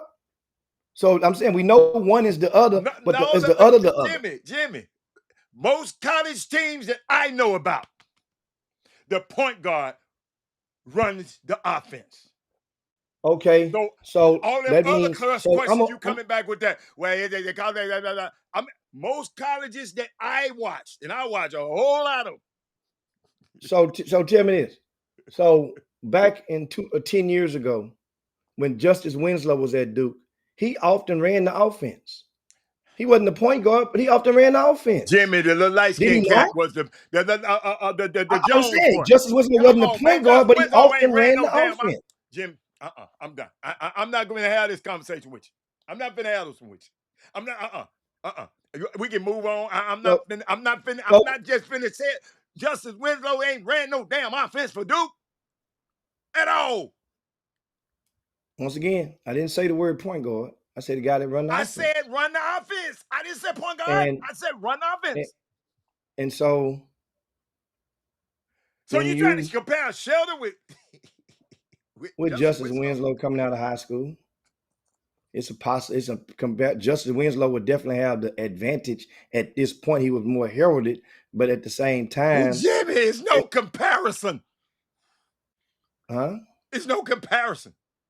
It's no comparison. It's no comparison. I saw both of them. I saw both of them just like you did too. And I put it like this. In my opinion, hold up. In my opinion, it's no comparison. Justice Winslow was one of the most feared players in Houston. Sheldon ain't feared. Sheldon is respected. I said he's feared. Respected. I ain't never heard nobody, I got to play Bel Air. No, they be saying, bring Bel Air. We finna bust their ass with Sheldon. No, they're not saying that about Sheldon. I'm hearing from the youngins. So they're not saying that about Sheldon. You don't talk to kids, because you talk to grown folks. I'm hearing from the youngins. I'm talking to their coaches. That's who I'm talking to. That's what I said. They're not saying that about Sheldon. They're not saying that. There's a high, supreme level of respect regarding to this young man. Meaning every respect. player I know say they can bust him. Players that I know say I'm going at him every single time. I'm just telling you. You talking to the coaches. I'm telling you, keep on talking to the coaches if you want to. Them coaches don't play. Them coaches ain't hit a free throw. They ain't made a turnover. They ain't made a. Them coaches ain't did nothing but sit up there and call a timeout. The players got to play. But hey, unique perspective. Hey, unique perspective. Hey, if that's your perspective, that's your perspective. But I just have a different one. But it's okay. But it's okay. I just didn't understand. I just didn't understand that. And just unlike other people, when I just see something that I don't agree with, I got to say something about it. That's all. I ain't saying we just see the game different. We got two different lenses. You got a lens, and I see it different. I see it different from Big Coach. I see it different from Doug. But it's okay. I respect yours. I just respect mine. That's all. I just don't see it that way. And speaking of Bel Air High School, they were in San Antonio this past weekend. Oh, that's a good one. And that's a good one. And good one. But keep going. They say you never hear nobody say Justin Winslow didn't play hard. I ain't never heard nobody say that. That's. I mean, that's. But I've heard that about some other players. Here's. But keep going. Guys, I think sometimes y'all gotta clean your ears out and pay attention to what I say. I said it's a comparison to them. I did not say not a comparison. I did not say it is a comparison to them based on where they came on through year round. It's a comparison. It's a comparison easily. Yes. Justin was a McDonald's All-American, right? The book, the fourth quarter of this game hadn't arrived yet. They haven't picked the teams yet. They haven't picked it. You can't get there yet. How are we making the same comparisons? We're going to stop in game 3 of their senior year of high school. We can't get there yet. Do me a favor. Let's just leave this subject right here because this one ain't good. They haven't picked the teams yet. Shelton Henderson is a bubble to get in that game. We're not there yet. Jimmy, they both had gold medals. Understand, Jimmy? Give me some facts or your opinion that they Justin Winslow was that dude, man. No, Jimmy, no, I'm not gonna say no. You can't compare that. No, I'm not letting you compare that. I'm not letting you. Shelton Henderson for both of them for their summer teams comparison. First of all, they both went and won a gold medal going into their 12th grade year. First of all, they both went and played on a team that had at least 2 other top 50 players in the country or something like that. They both played on a team that was very respected in their last laps around the track. The comparison, that's a good comparison. I just made 2 comparisons. Sheldon Henderson in his last summer. Now, mind you, the book isn't over with. Justin Winslow would go on to play alongside 2 other pro NBA players. We don't know we can't go and make that comparison yet because these guys are not NBA eligible, so they haven't got to that point. So we only can cut it off to where we can compare A versus B. Now, Sheldon Henderson increased his stock on that summer, just as Justice Winslow's stock did, and he pushed up further. Sheldon Henderson did leaps and bounds, and it was no doubt he was the alpha on that team for the most part with that JL3. So that's what I'm saying. So it was impressive. People knew it. It was like it wasn't a reach. This dude here, in comparison to when he went to the USA Basketball, and then the pros, the NBA personnel got to see him carve out a niche and a role. First of all, he wasn't even expected to make the team. He wasn't expected to make the team. They already know 10 of the guys they're gonna take on the team almost before they go into tryouts. He wasn't expected to make the team. So he improved. So now we get to see, TABC was a platform that they didn't have that platform when Justice Winslow was there. So we can't really compare what he did at TABC versus what Justice Winslow. So his team, Justice Winslow took his team, won 2 state championships with St. John's. St. John's is a team, guys, we take them state championships, we give credit to it, but truth be told, that district, the whole state wide, only has 8 to 12 teams in it in the entire state. So their state championship is like a quarterfinal. You win 3 games, you won the rendition of the state for the SPC. Mind you, Justice Winslow didn't have any Division I players on his high school basketball team. Shelton Henderson doesn't have any Division I players on his high school basketball team right now. They end up, so now we haven't seen Shelton Henderson. I mentioned it past weekend. They went in San Antonio. They went and he performed, got the team to the semifinals, got dinged up in the quarterfinals, did not suit up in the last two games. Obviously, and Bel Air High School lost those two games without Shelton Henderson on the court. Now, the last game was against Shadow Creek in the third place game. Coleman Dutton did not even suit up, did not play, nor Shelton Henderson. So that's an understandable. When you take that win, you run with it. You're supposed to win that game especially without Shelton and Coleman. So I'm saying right now, as we look forward at this point, it's compatible. And that don't make him better. No, he's not better than Justice Winslow right now, but it's compatible as the track. We don't know the movie isn't over yet. We don't know what he can guide this team to. Who knows what he's going to do? He could be the Willie Warren-ish of this Bel Air High School team this season. Maybe, maybe not. But I do know one thing: they are one of the four favorites with a healthy Shelton Henderson in the lineup for this Region 3 in Class 6A. Now, mind you, guys, don't forget, and we talking basketball, it's a very, very huge different setting or scene that you guys will see this year. And that is, there is going to be just like football or just like we see in volleyball right now. There's going to be a class A, a Division A1 and a Division 2. That's based on the attendance of the schools that go into the playoffs. So in other words, it's only going to be a 1 and a 2 seed that come out of each district that'll go into each one of those classifications. There's no more 3 and a 4 seed, so to speak, when it comes to playoff seeding. One would be playing a 2 in both. That completes your 4 teams. It's based on attendance. So the schools with the heaviest attendance, the first 2 will go into opposite divisions. The first will go into opposite divisions. So if you come in second place, you're going in Division 2. First place going to Division 3. Then it repeats itself with those other 2. So my point is with the Bel Air, it's way too early. Like before, we can look at it and say, these are our 4 teams. Now it's different. It's hard to call what we would call, there's no more regional tournament. There's no more, that is done. That's a thing of the near past for the regional tournament. It's going to be state championships only. Now, those regional tournament, by it being the way that it's set up, that means it's one less round that the teams have to play in the playoffs.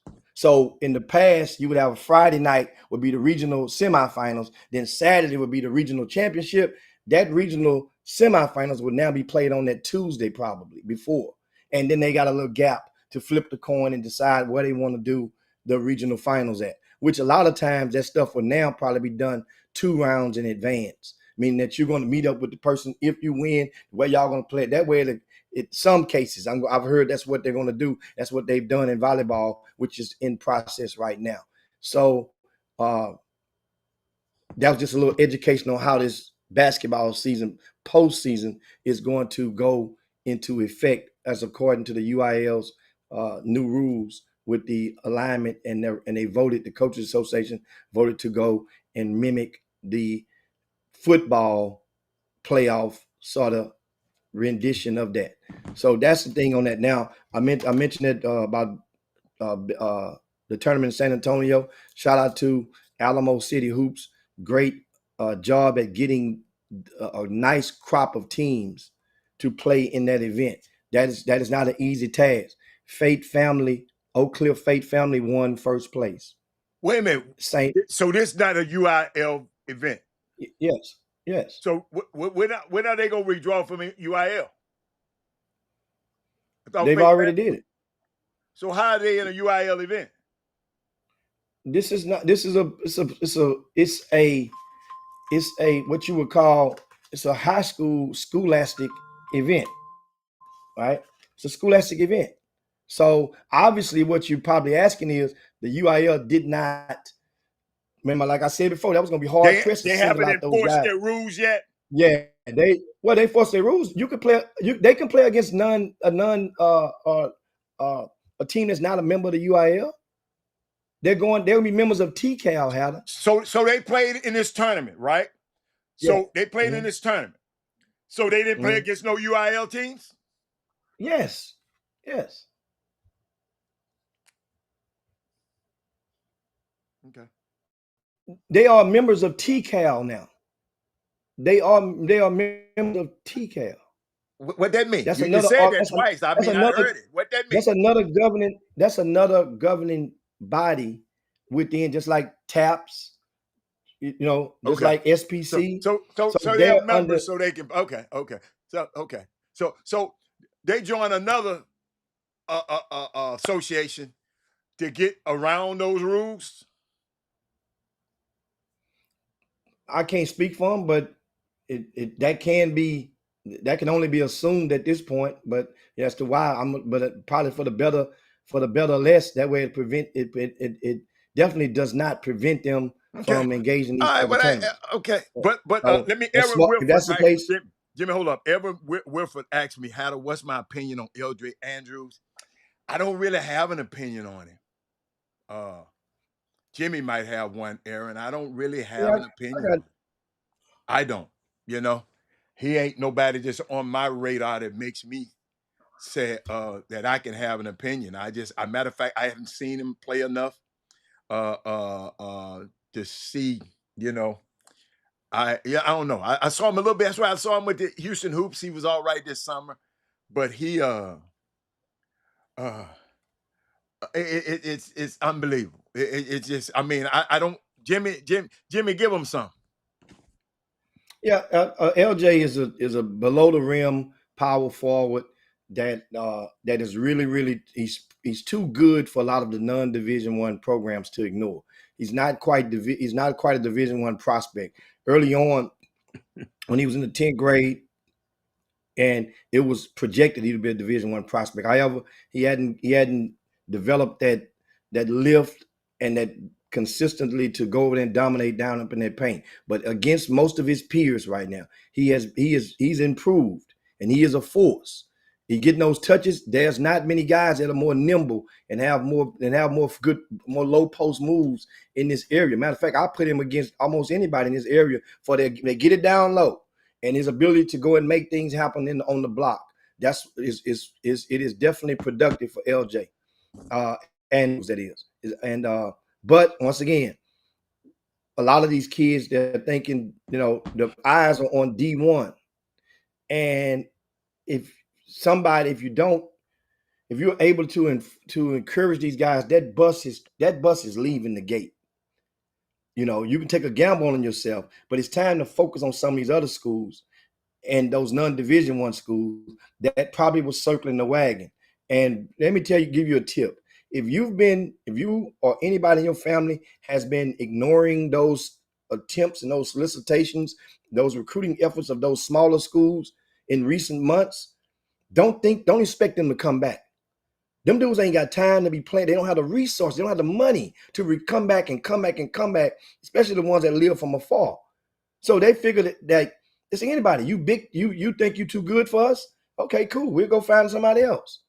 But I think that he's going to at the highest end of his clock of his thing. He had to get it out the mud, Heather. At the highest end. He could be a poor man's. So you feel he's just waiting around for something? Yeah. He's waited around. Now you have no choice. You have no choice now. But as he keeps winning, people will keep noticing him, and they're going to say because. But is he winning? One thing people know. Hold up, is he winning? Yeah, they're winning for the most part. Did they win this weekend? What they went maybe 2-2. I think they played 4-game guarantee. That's so not 2-2. They won before. They have a winning record, Heather. Yeah, they have a winning record. But they didn't win this weekend. I'm talking about. They have a winning record. He was a player of the game of one of their wins. He was a player of the game. So that means that's one of their wins. Where? Huh?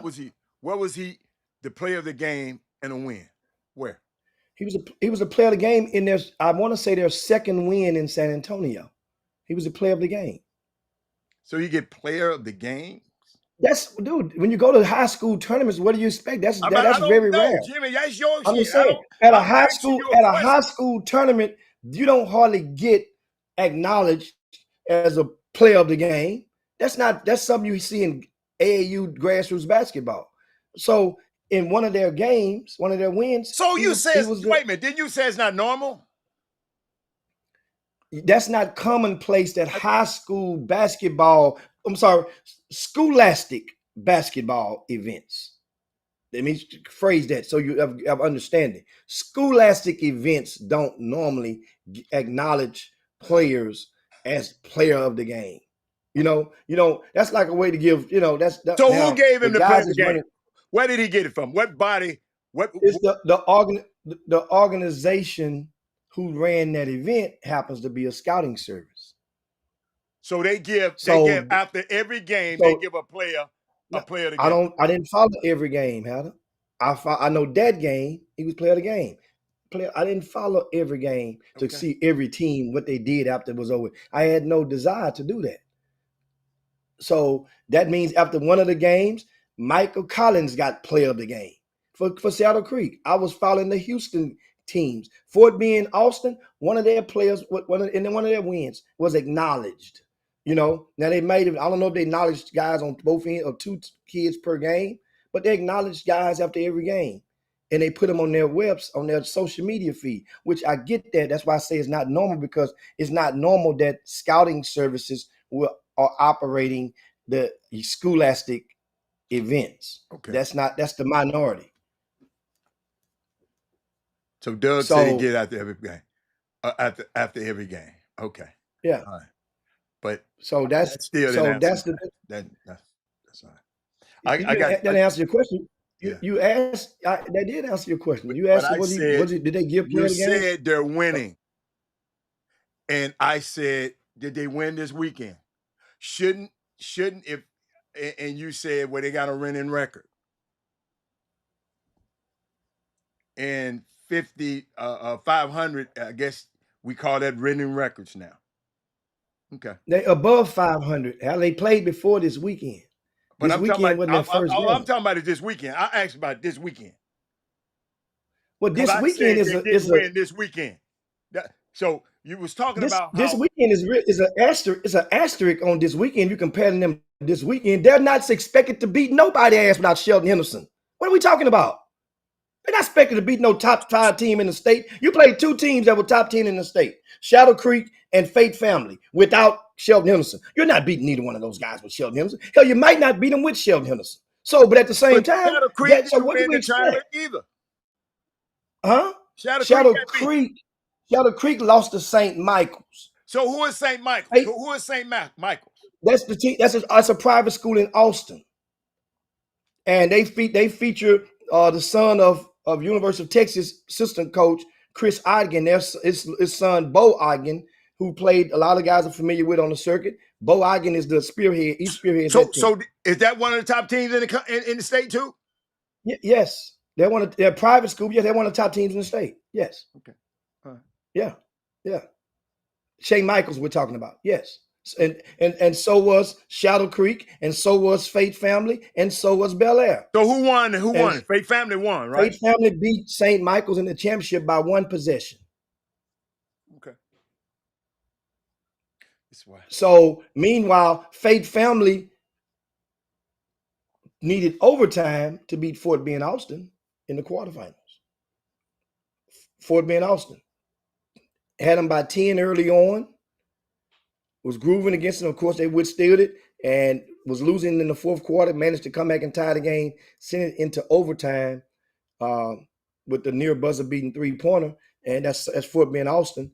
And guess what? Gave Fate Family everything they wanted. And so at that point, that was the same early afternoon or early morning that Bel Air had just won. And Bel Air were waiting the winner. And I said, well, damn, this team needed an extra quarter to beat Fort Bend Austin, this Fate Family team. That means if this same team show up, it's going to be problems with a healthy Bel Air squad. And then we got the news from down in San Antonio that Shelton was not going to play that evening. And so then it wasn't even at that point, it wasn't even no sense to me to see who's winning. We know the outcome of that. And then it was a matter of, well, on the next day, would Shelton play against Shadow Creek? No. Shelton Henderson is not even expected to play on Tuesday. Tomorrow, Bel Air hosts St. Francis at Bel Air, 7 p.m. Shelton Henderson is not expected to play. What did he hurt? Back.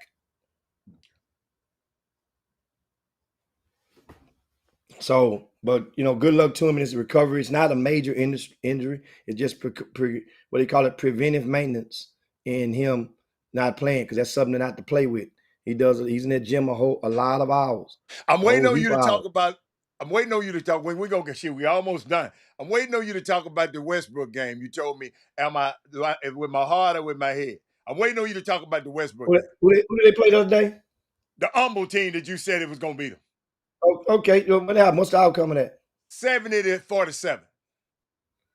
70-47. Yeah. I'm gonna beat who won? Westbrook. I don't know who won. Oh, Westbrook won. They're supposed to. That's good then.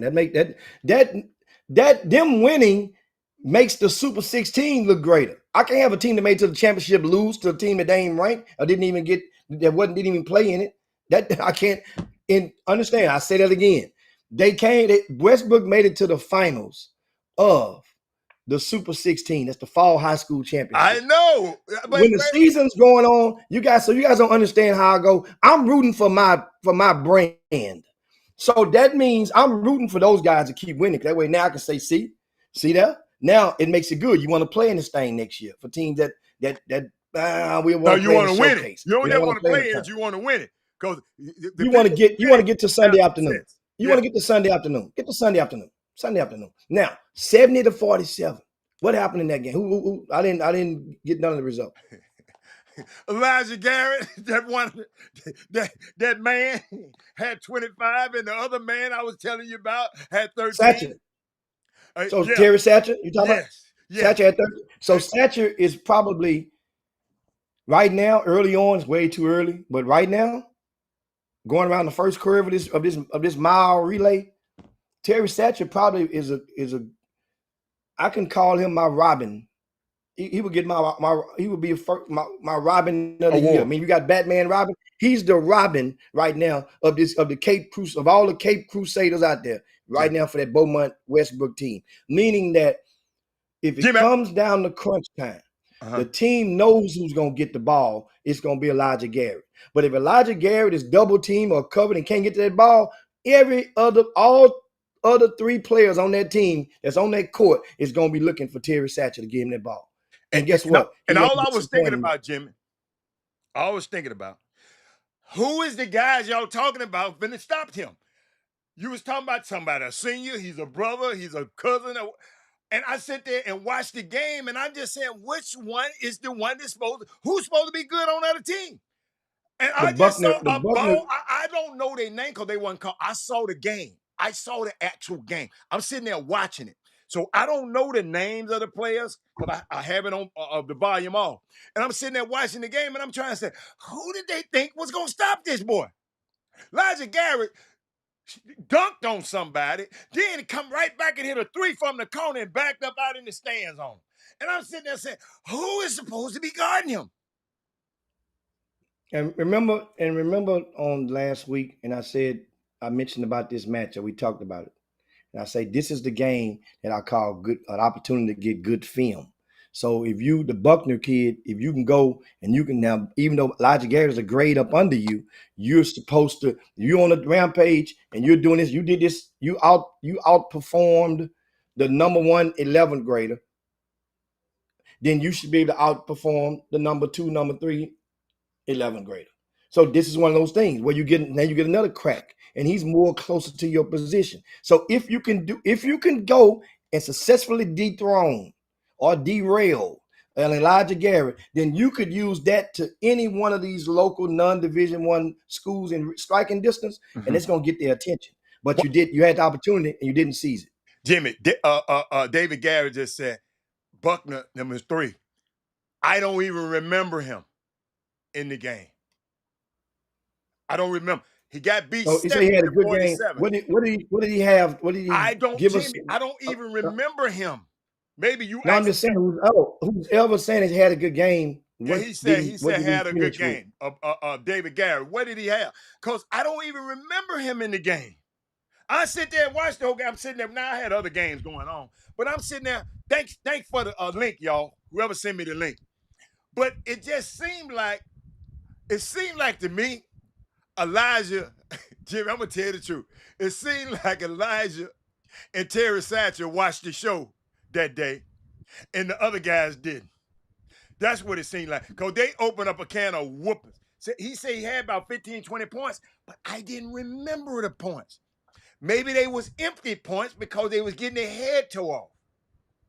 And see, Jimmy, what I will have to look at, and maybe this is why I didn't look at the points, I always want to look at how many was college baskets that you done went in there and made moves that you can make in college. Because them wide open ass layups and them snowbirds, you don't get them in college, right? So when them 20 points it narrows down to a certain amount, see, 11, 13 rebounds translate no matter wherever you go. That means you're going trying to get the damn basketball. So I just did nothing against the little kid. That's why I love to watch games when nobody telling me who the people are. Jimmy, I just sit there and watch the game. And then at the end of the game, I said, I wonder which one was they talking about. And I just didn't see it. And that's all. And but Elijah Garrett acted like he had something on his mind. Because he was talking to somebody on the right hand side when he hit a shot. He was talking to somebody on the left hand side. He was talking to the whole damn stadium. In other words, he was saying, is that what they said on the Chop Shop about this one? Jimmy, the little young fella act like he had something on his mind. I'm just telling you. I didn't know he could get up and just put the ball What in that final score was again? Huh? 70 to 47. Yes. 70 to 47. I'm serious, Jimmy. I sit there and said, come on, you gotta understand. I watched the game. I asked for the link because I wanted to know, because I wanted to just see. Because we talked about Humble beating my other folks over there, my young fella from May Creek. And I was just saying, how in the hell May Creek? And now I'm gonna repeat again. Maybe I got to see May Creek again this year because I ain't seen them. I don't see how they lost that damn game last night with those with the players that they have. Now, if you ain't playing the right kind of basketball, your ass gonna lose. I don't care how many good your players are. So I understand that because everybody keep talking about, well, Robert, it's this. I'm just saying, I've seen Krayshan play. Badass dude. I've seen Gibson play. Badass dude. I haven't seen the other kid play. They said good. And I was just wondering how these guys can get together and beat that particular team that I saw Elijah Garrett just dismantle the other night. That's all. Well, tonight, Made Creek hosts South Houston. South Houston, once again. Who played South We Houston? talked about that. Who played them? The Jordan Buckner. Okay. And they have an underclassman, Xavier Muhammad, who's set the record last year for the most rebounds as a freshman, most rebounds in the program history. And he's a two-sport stars on the football field as well. However, that football team did not make the postseason. Xavier is in uniform. Jordan Buckner suffered a leg injury early in the fall, and he's back now with the team. Not sure what percentage you would deem that. Nobody's really at 100% nowadays. Everybody has something that's dinging them up. Hey, and so Doug talking about South Houston going to win by 15. So why am I talking about this team? Y'all know what? Humble, I love you, baby. But until you ball, I ain't going to give you the call. Jimmy can give you the call, but I'm not talking about you no more. Until somebody called me and said, man, you got to go back and look at Humble again. Because that game I saw the other night, Humble, no, you can't do me like that, man. I can't talk about you. Well, that's why, once again, Humble needs for Made Creek to go make the playoffs to validate that win. Because if Made Creek go to their district and don't make the playoffs, then you beat a team that didn't make the postseason. Okay. I got you. So it's one of those wins that you need that to happen later on. You just need them to keep. You need Humble need Made Creek to win tonight. Yeah. To justify their win. Otherwise, you did what you're supposed to do. Or Made Creek did what they were expected to do. Let's lose. Now the thing is, once again, you don't. No, They somebody have got me laughing. a small rendition of a threesome, or I don't want to use the word big three, but guess what? Jimmy, we can call them the big three. A big three. And coach, in Big- basketball, it's a big three. I mean, it's Yeah, high but school Big Three basketball. give misleading expectations, because you hear the word Big Three. I'm expecting somebody to dominate, another one to reign supreme Okay. in the absence of the other one dominating, and the third one to fill in gaps at all costs, or to clean the glass, or to be a dominant force on the defensive end. So obviously, those three aren't happening. And the thing is, come on, is it? A big three. I can say it right now, and it'd probably be better than me saying it tomorrow. Okay. If Made could lose. So I'd rather say it now. Okay. There's a lot of people in Houston that are very critical of the head coach at Made Creek or his son. That's what I've been hearing. I'm gonna just say this stuff. That's the chatter I've been hearing. I never met the man before in my life. I don't know who the coach is. I never met him. But keep going. So, in saying that now, okay, and combine that with the fact that many conversations in today's, remember, a lot of these kids, it ain't like when we were kids. A lot of parents talk, and they'll be on the phone and the cell phone on the car complaining about that coach to their other buddy who's riding in his car on the way home. And both of y'all sons in the back seat or in the passenger seat on their cell phone. One of them might be taping and recording the daddy talk about the coach. My point is, certain conversations used to not be privy to kids. These kids hear you. So when kids hear you, and especially when they hear it from someone whom they idolize, which is their pappies, they idolize their pappy. What every kid's supposed to. Absolutely. So guess what? When you hear it from them, then you're gonna take that with conviction back to your flock, to your congregation, and you're gonna preach that same or similar sermon. So now it becomes a sense of survival. It's me, fi me. That's the only fraternity on that team now. Me, fi me.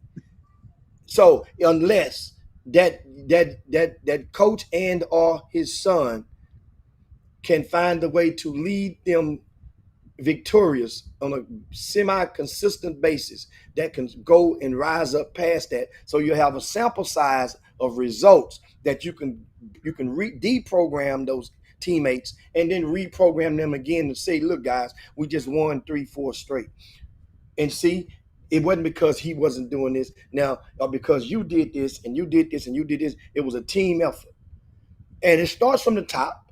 Yes, maybe so, but guys, understand what I'm saying. No matter what, winning is where it starts at. And that's what they have to do at Made Creek High School. Jimmy, what would you say to someone trying to figure out how to say this? You know what? I'll save it for tomorrow because I got to process it. But it's a question for you, and it's gonna be long because I know your ass, you're gonna go. But I first of all, I got to go back and look at the show. All right, and I want to go back and look at the show and how you started the show off,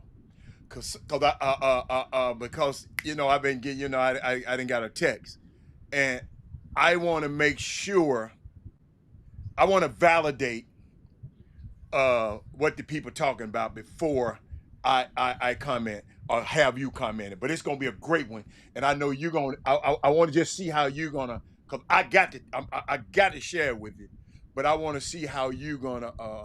And I'm curious to see how you're gonna, handle it. That's all. That's all. I mean, it's gonna be a good one. You're gonna. I ain't gonna even tell you because I don't want you to be prepared for it. I'm gonna All give right. you the scenario, but I want to check first, and I'm gonna go watch the show, and then and see is it valid. That's all. That's all. But you gonna love it. You gonna understand what I'm talking about tomorrow. You gonna say, oh yeah, let me go there. So, but Jimmy, they said Silsby, Doug, find me the link. I want to see Silsby because I fell in love with Peyton Jones. Jimmy, how good has he been this summer? I haven't seen him, but I fell in love with him at your event. Huh? Silsby just under certain teams, you Mhm. don't even, it's like incomplete when they're playing without the football players, and No, Silsby I'm is talking one about of them. Peyton Jones. I I don't ain't give. talking about. You notice I I didn't know, say but Peyton Jones. I want to know what he done. he's at Silsby, so they coach doesn't schedule a lot of games Okay. before the Okay. football team just ended. Okay. So it's now it's time to pay attention to them. They play Beaumont United, which in my opinion is the best ninth grade big man in the state, and that's Jim- Ephraim Moore. Yeah, I mean it's one of those things where the sooner that this area, and I'll leave you guys on this note, the sooner you guys notice that in recent years, DFW has routinely had 3, 4, 10th graders that'll be on your initial national rankings list. That first one they come out when they're in the end of the ninth grade, going 10th grade or in the 10th grade, that DFW has been putting 3, 4, 5 of them on there. Mm-hmm. And the thing is with Houston, it's funny because I was having this conversation yesterday with somebody, and a lot of you young guys that's in the media, amateur media, and it's an aura that you guys got it, know how it go and got it all mapped out. But the powers that be, those guys that do those national rankings, many of y'all have never even sat at the table with them before. So you don't even know those guys in order to weigh your opinion, nevertheless your influence on them. You don't know them, but you walk around Houston like you got it all mapped out and you know it all. Now then on the flip side, they'll say, well, hell, if you know them, why you ain't got them ranked? Well, I raised my foot off the gas. I told y'all ass that stuff a year or two ago. So it's on y'all, since y'all say you can get it, you can take the city and put it in good hands. I told y'all ass, I told you, y'all been on the clock for a whole year now. It's almost 12 months that I've been raised off the gas in this thing. So now it's time for that point for you young guys to ask questions. Jim, can you put me with a Paul Biancardi or Eric Bassi? Can you put me with that way now? Or if you're at an event, you got to go up and speak to them. Many of those guys know, have heard of some of y'all. Don't get it twisted. Those guys know some of y'all. It ain't a person in this country that don't know or haven't heard a college coach I'm talking about, or a college scout that knows Jim Hicks, that have not heard the name Big Doug before. I promise you that. They might not have met Doug Jones, but they've heard of a Big Doug before. So it takes for a Big Doug to say, you know what, I need to be in the rooms where those guys are. The room, and I need to show them how much I know about these young guys. And then once a person hear your expertise, Okay. and it's measured in the consistent results of that player being exactly what you described before, not after the game. Anybody can play John Uri and come after the game and tell you about this. No, before it happens. And that's how you build your credit. Then you go and they'll watch you, and then they're going to rely on you. Then they're going to call you because now they have a plug. So that's the thing. We don't have those kids. So DFW is out the gate with a head start, not just with 1 or 2, with 3, 4, 5, 10th graders every year. They're getting on a national list. And so it means our kids are losing a whole cycle, a whole year before they even come and put one of our Jimmy, kids on there. who are the people in DFW speaking for these kids?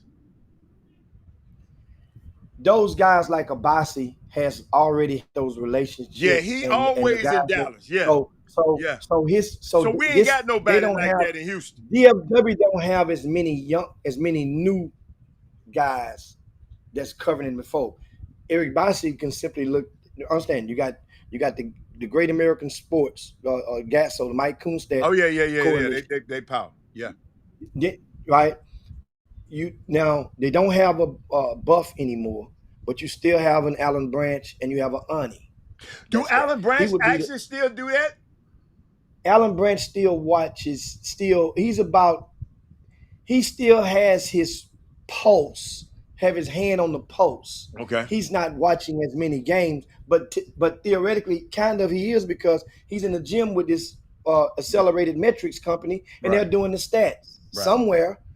And most of the time, their stats are going to be at the more potent events. So Ani still live in Houston, but he's still covering the Dallas area. Yes, he's He's yes, still heavy at yes, Dallas. yes, Okay. yes. And Gotcha. then you have a guys that like that's I would call the black market. I mean, of course, there's Snoop. You would count him in the fold because that's a guy that they know with pre-existing relationships. I'm talking about. They knew guys like Snoop, and Snoop would be in the count because he had a scouting service now. Then you think about old heads that are still pre-existing relationships that's not necessarily going to get in the way and deflate the air out of another kid. And that would be, but they were going to give the truth. So that'd be like Stacey Houston.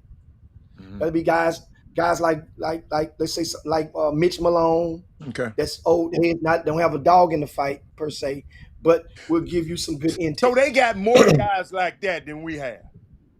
With pre-existing relationships. Yeah, that's what I'm talking about. With pre-existing relationships. Yes. So So that means now the new guys that's coming, that's on the scene, on the clock right now, you guys got to cultivate those relationships so that and they guy, be you can't. everywhere. And they be and these guys move around and be everywhere. So they got cultivate which relationships? See, with those guys that's like they got like a Brandon, boss. they got a Brandon Jennings as well, Brandon Jennings Okay. with so, but you got with I said with a bicycle. So He's what an about the young administrator. fella? What's the dude Tobias? What he do? And Tobias is he and Ani, I think, have a project together. And I think Okay. Tobias wasn't he with wasn't with Gasso? I don't know. I don't know. If I'm not mistaken. Uh-huh. He's one of the newer guys. Like him and Ani would qualify as the new. They don't have a pre-existing relationship. When I say pre-existing, mean you have these guys on speed dial from 10 years ago. Gotcha. That's what I mean by pre. Mm-hmm. Meaning you can call him and answer the phone, or vice versa. But the thing is, and Tobias is doing a great job now. So, and he's one up and coming. But you have to be able. Houston, like the names you just mentioned, Hatter, 2 or 3 names. They don't live in Houston. Well, Ani does now. Mm-hmm. So, but he hadn't put in a whole cycle of a year around yet. Give him a little time. But he's still wiping the cobwebs off of the windowsill in this city because now he's gotten the chance to see just how it is or how it ain't. But the thing is, if we're feeding a name like Ephraim Moore, EJ Moore from Beaumont United, that should be synonymous in whenever somebody asks who's the top 9th grader, who's the best, think of the best prospect. See what you got to do. We know we have a couple of guards, right? Like one kid named Madden Hill over at Clear Springs High School, I think. And then you have Bryson Campbell at Angleton High School as a freshman. Yeah, those are midgets. Mm. You got to put your best prospect out there because that's going to be able to withstand. Not best player, the best prospect. Yes. That don't mean don't say the other one's name. But you got to put that prospect name on the front line. That way, when he gonna pass the eye test, when they look him up and say, "Oh man, this dude 5'9". I can't." It's gonna. It's another. They put it like this. We went through the exercise before, and you guys can get your homework. Go look at any of ESPN rankings and pull up the classes of the upperclassmen. And I want you to come back and count how many people below 6 foot tall that you see on those rankings. They Right. purposely, you are how would I say, discriminated against, if you want to use that Absolutely. word as a heavy, Absolutely. or you are not, if tight is almost a tiebreaker if it's a close. Whoever Absolutely. the tallest kid gonna get there. If it's a close race, they're gonna go with the tallest kid. Because they know that the chances are you are not going to get, it's not going to transfer over from year to year once you grade unless you are extremely special. And guess what? There are some out there that do get Division I offers. Many kids that are sub 6 foot, but it's not the norm. That's why you got to put your best prospect and put him on the front. Let him be the alpha dog in this fraternity.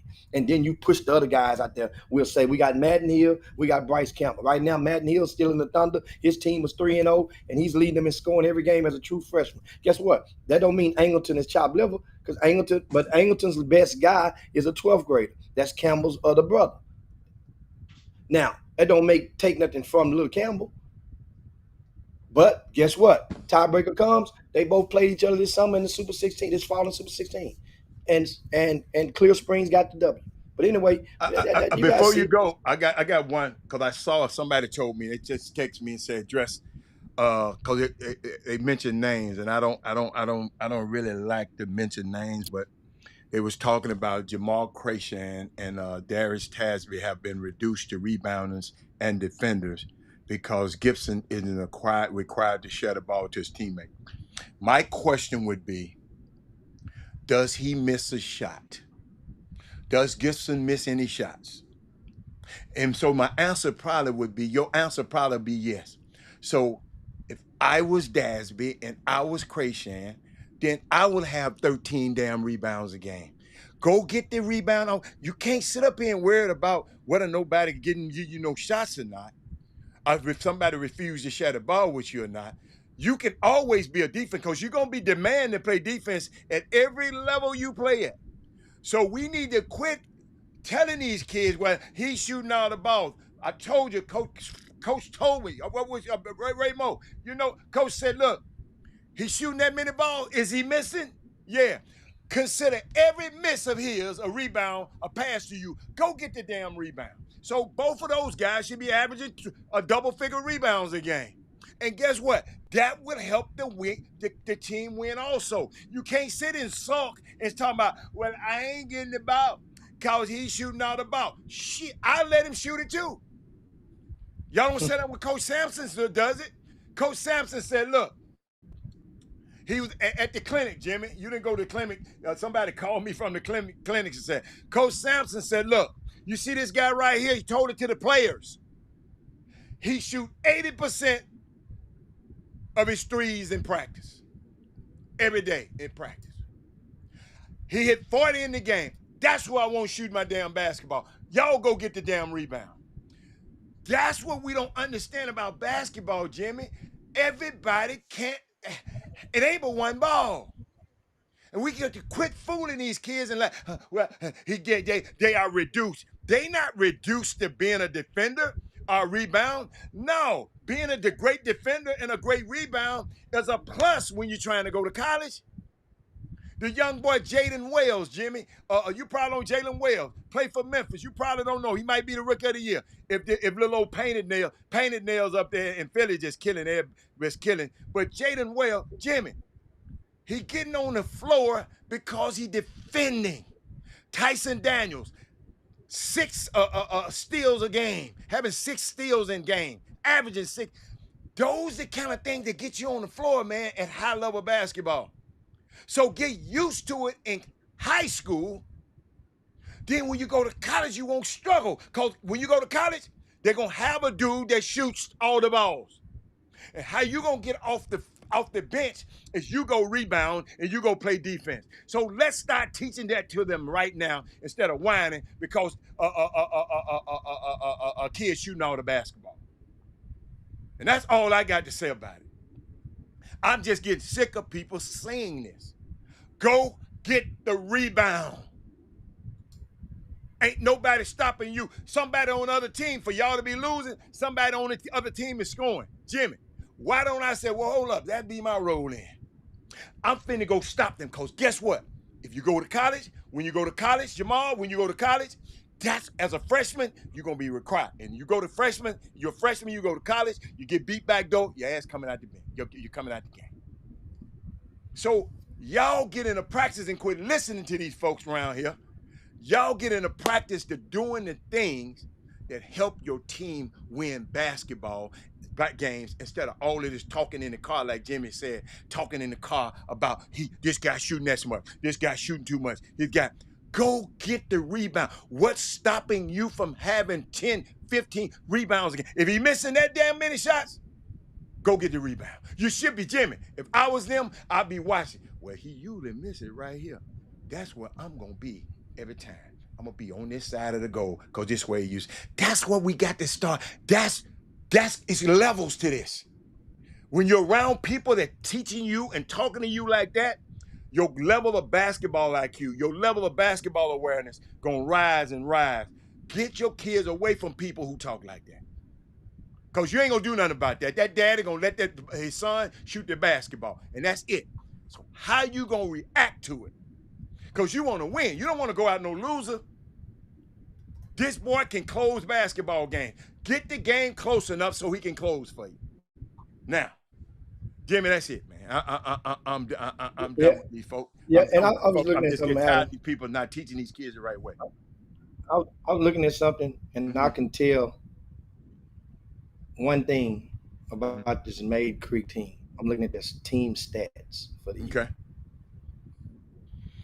Besides the threesome of Gibson, who's averaging 24.7 a game, Krayshan averaging 21.7 points a game, and Tasby, who's averaging 13 points a game. So that's 24, 21, 13, right?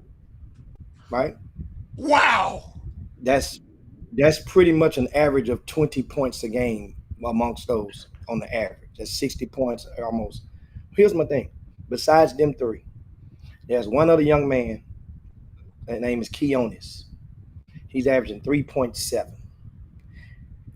3.7. There's no other player on that team that's averaging more than 1.3 points a game. So I can see one thing about stats. Come on. One thing about stats, they can tell you some things, and some things you just got to see in person. You can't tell. Right. Stats don't tell everything, but I can tell one thing from there, and I can make it like this. And I'll put the blame on the three that's averaging the double digits. Okay. Those three need to they need to go to the movie together. They need to go to Top Golf together. They need to go hang out downtown, go to a football game together. They need to go to the Rockets game together. They need to go to a Rice game together, a U of H game together, a TSU game together. Hell, go down to the Prairie View, watch them. They need to go and hang out together so that way they can rebond themselves to understand. All of this noise, people putting that stuff on us. Yes, keep going. We got the key to us winning is A, for Tasby. I'm gonna start from the bottom. For Tasby to be able to say, if I'm averaging 13, I'm gonna give 3 of mine to Jimmy. How many rebounds he averaging? Like 6 rebounds a game. Keep going. He's averaging 6. Chris Shane averaging 6. Christian Gibson averaging 7.7 rebounds. So Christian going to get their rebound. See, Jimmy, that's why I don't listen to what these people say. This is why I don't listen to what these people get to talking about. So, Jimmy, hold up. The statement was these guys were reduced to rebounding and defense. Jimmy, it don't seem like they reduced to me. Krayshan putting 20 points up a game.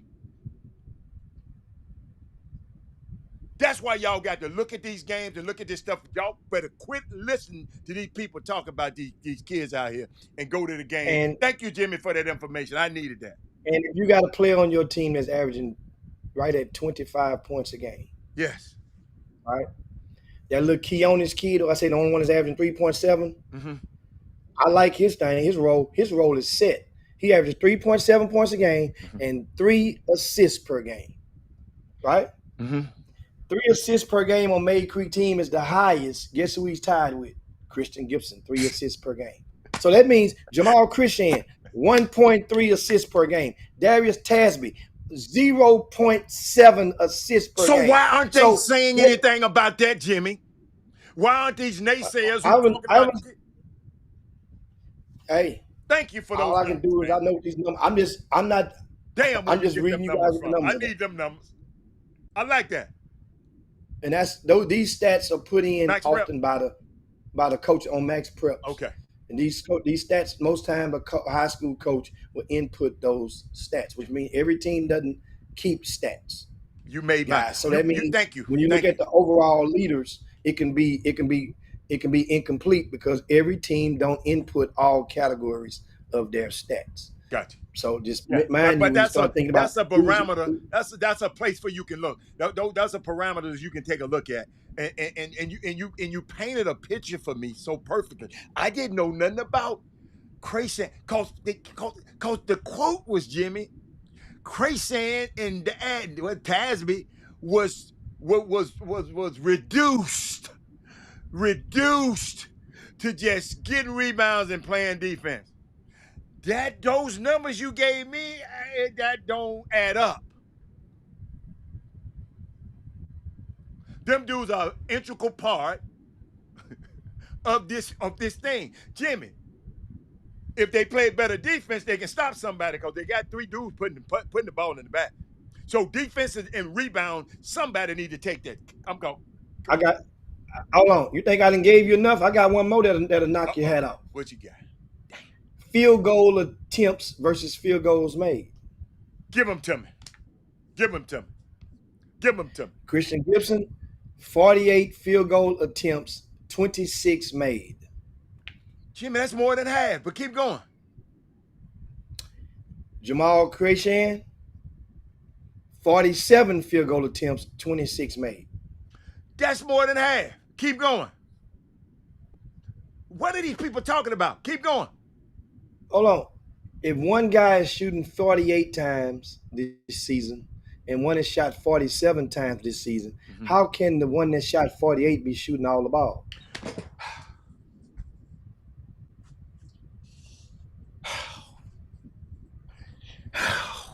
Thank you, man. I'm getting tired of hearing it. Jimmy, that's why people have opinions and people have facts. You just get, and we don't know how factual this is, Jimmy, but it's a parameter we can go by. It's according to the team stat page, and that's all we can go on right now. Now, mind you, you can always go do like I used to do back in the old days when I saw some stats that would be questionable to me. Yeah, I would go to a game and I would chart that damn game myself. You sure? And I would sit there and don't want nobody on the side of me. I'd chart it myself from those 2 or 3 players in question, not the whole team, not the whole game. Yeah, but that's a good one, man. I'm glad you. Thank you, man. I needed that because I was led to believe when I clicked on these shooting stats. I really thought I was about to see a 30-shot gap. Yes. This Jimmy, what it is all about. What it is, when you lose or when something like this, people just get messy and them car rides home and then talking to their friends in summer basketball, then talking to the other friends because everybody got another friend. We got friends that show up at your signing. You got friends that show up at the other signing. It's just Jimmy. That's the problem.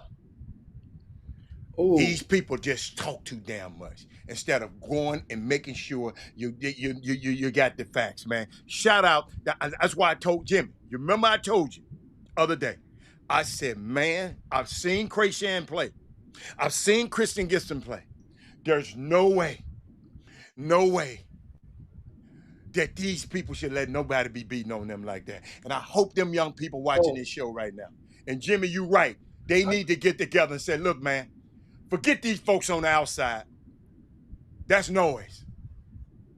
There ain't none of them in this dressing room. Ain't none of them in the fight with us. Let's get in the fight.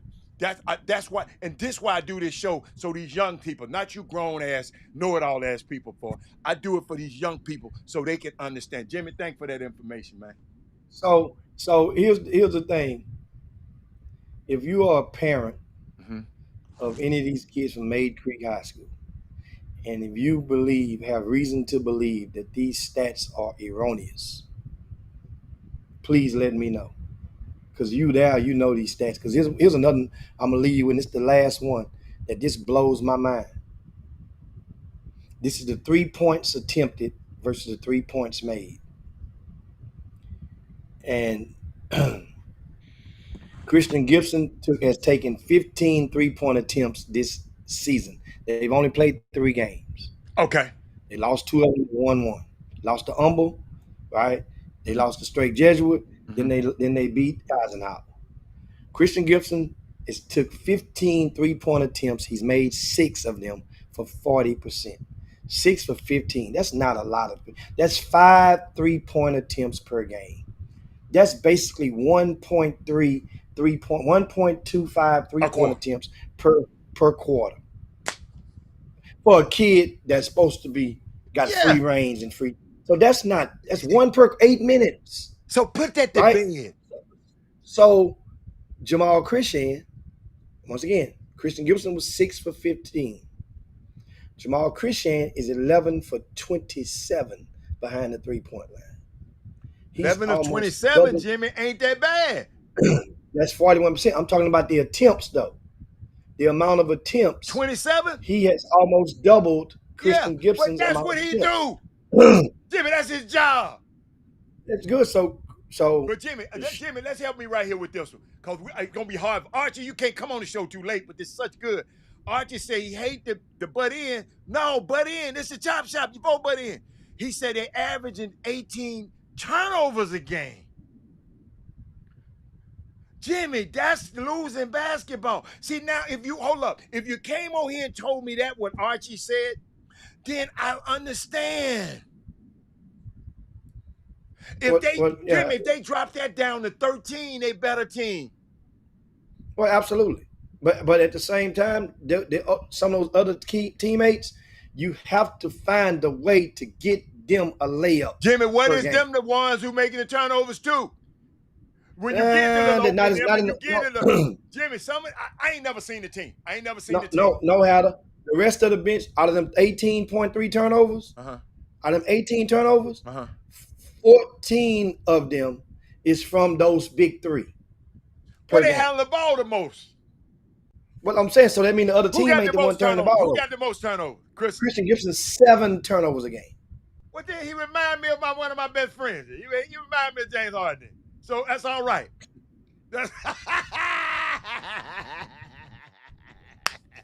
Oh, Jimmy, who, by the way, is second in 3-pointers in NBA history. The other day, he passed Ray Allen, and he said something real crazy though. He said, "Really and truly, I'm number 1, cause Steph don't count. He's an alien." He said he's an alien. He said Steph don't count. But thank you, Archie. But man, Jimmy, you got to go to the guy. I know where you going tonight. You got a game to go to tonight. I remember we talked about this game. Right. You don't go to games like that no more. Texans and the Cowboys. I want to see them. Okay. Jimmy, the game gonna be open real soon. It's gonna be over real soon. For who? Who's winning? It's gonna be 14-0 in the first few minutes. Texas, 14-0. Them boys are laid down, man. They tanking. They trying to tank for Shador. Like they tanking for Tua, they're tanking for Shador. Let me tell you something. We'll be able to tell. You'll be able to tell. One thing about laying it down in football, it ain't like laying it down in boxing. It ain't like this ain't Tyson versus Paul. This in football, you could tell by the play calling, and you can tell by the energy level of the players after the make. You could tell, and so my thing is, Kristen, hope you're watching this, son. Somebody send this to him. One of you splicers, Kristen. It ain't but one basketball out there, young fella. Ain't but one. It's precious. When you got it in your hand, you can't give it back to the other people. Just can't give it. And I don't know if these unforced errors, I don't know if these errors that you're trying to pass it back though, and you dropping it back to your players and they fumbling, because that's your turnover. 2. But take it. The ball is precious. Everybody want it. It's 10 of y'all out on the court, but can't but one of them handle the ball at a time. So young fella, take care. Jamal, take care of the ball a little better. Quit being so loose with the basketball. And shit, y'all, then Jimmy talking about y'all gonna be hard to make the playoff. Y'all will be making a run in the playoff. Because I know your talent, and that's what I'm here to say. I don't know your daddy. I don't even know you. I never met you. But I saw you do some stuff at Peach Jam that I ain't seen nobody around here do. So I know what you can do, and I'm gonna accent what you can do. I'm not gonna be around here harping on what you can do. But Russell Brundage, tomorrow, you make sure you come to me. If you know how to chart the game, chart it. Let me know what happened tomorrow. Make sure you be here early because I want to talk about that. But Jimmy, man, we out of here, man. I can't believe I we about here, man. You know what? If I can get on the other side of that traffic, I may even make an appearance in that gym tonight. Boy, I show you. I may even make an appearance in that gym. If I get you a place where you can watch the game close, where's that? Where's that? At Maiden Creek? Maiden Creek.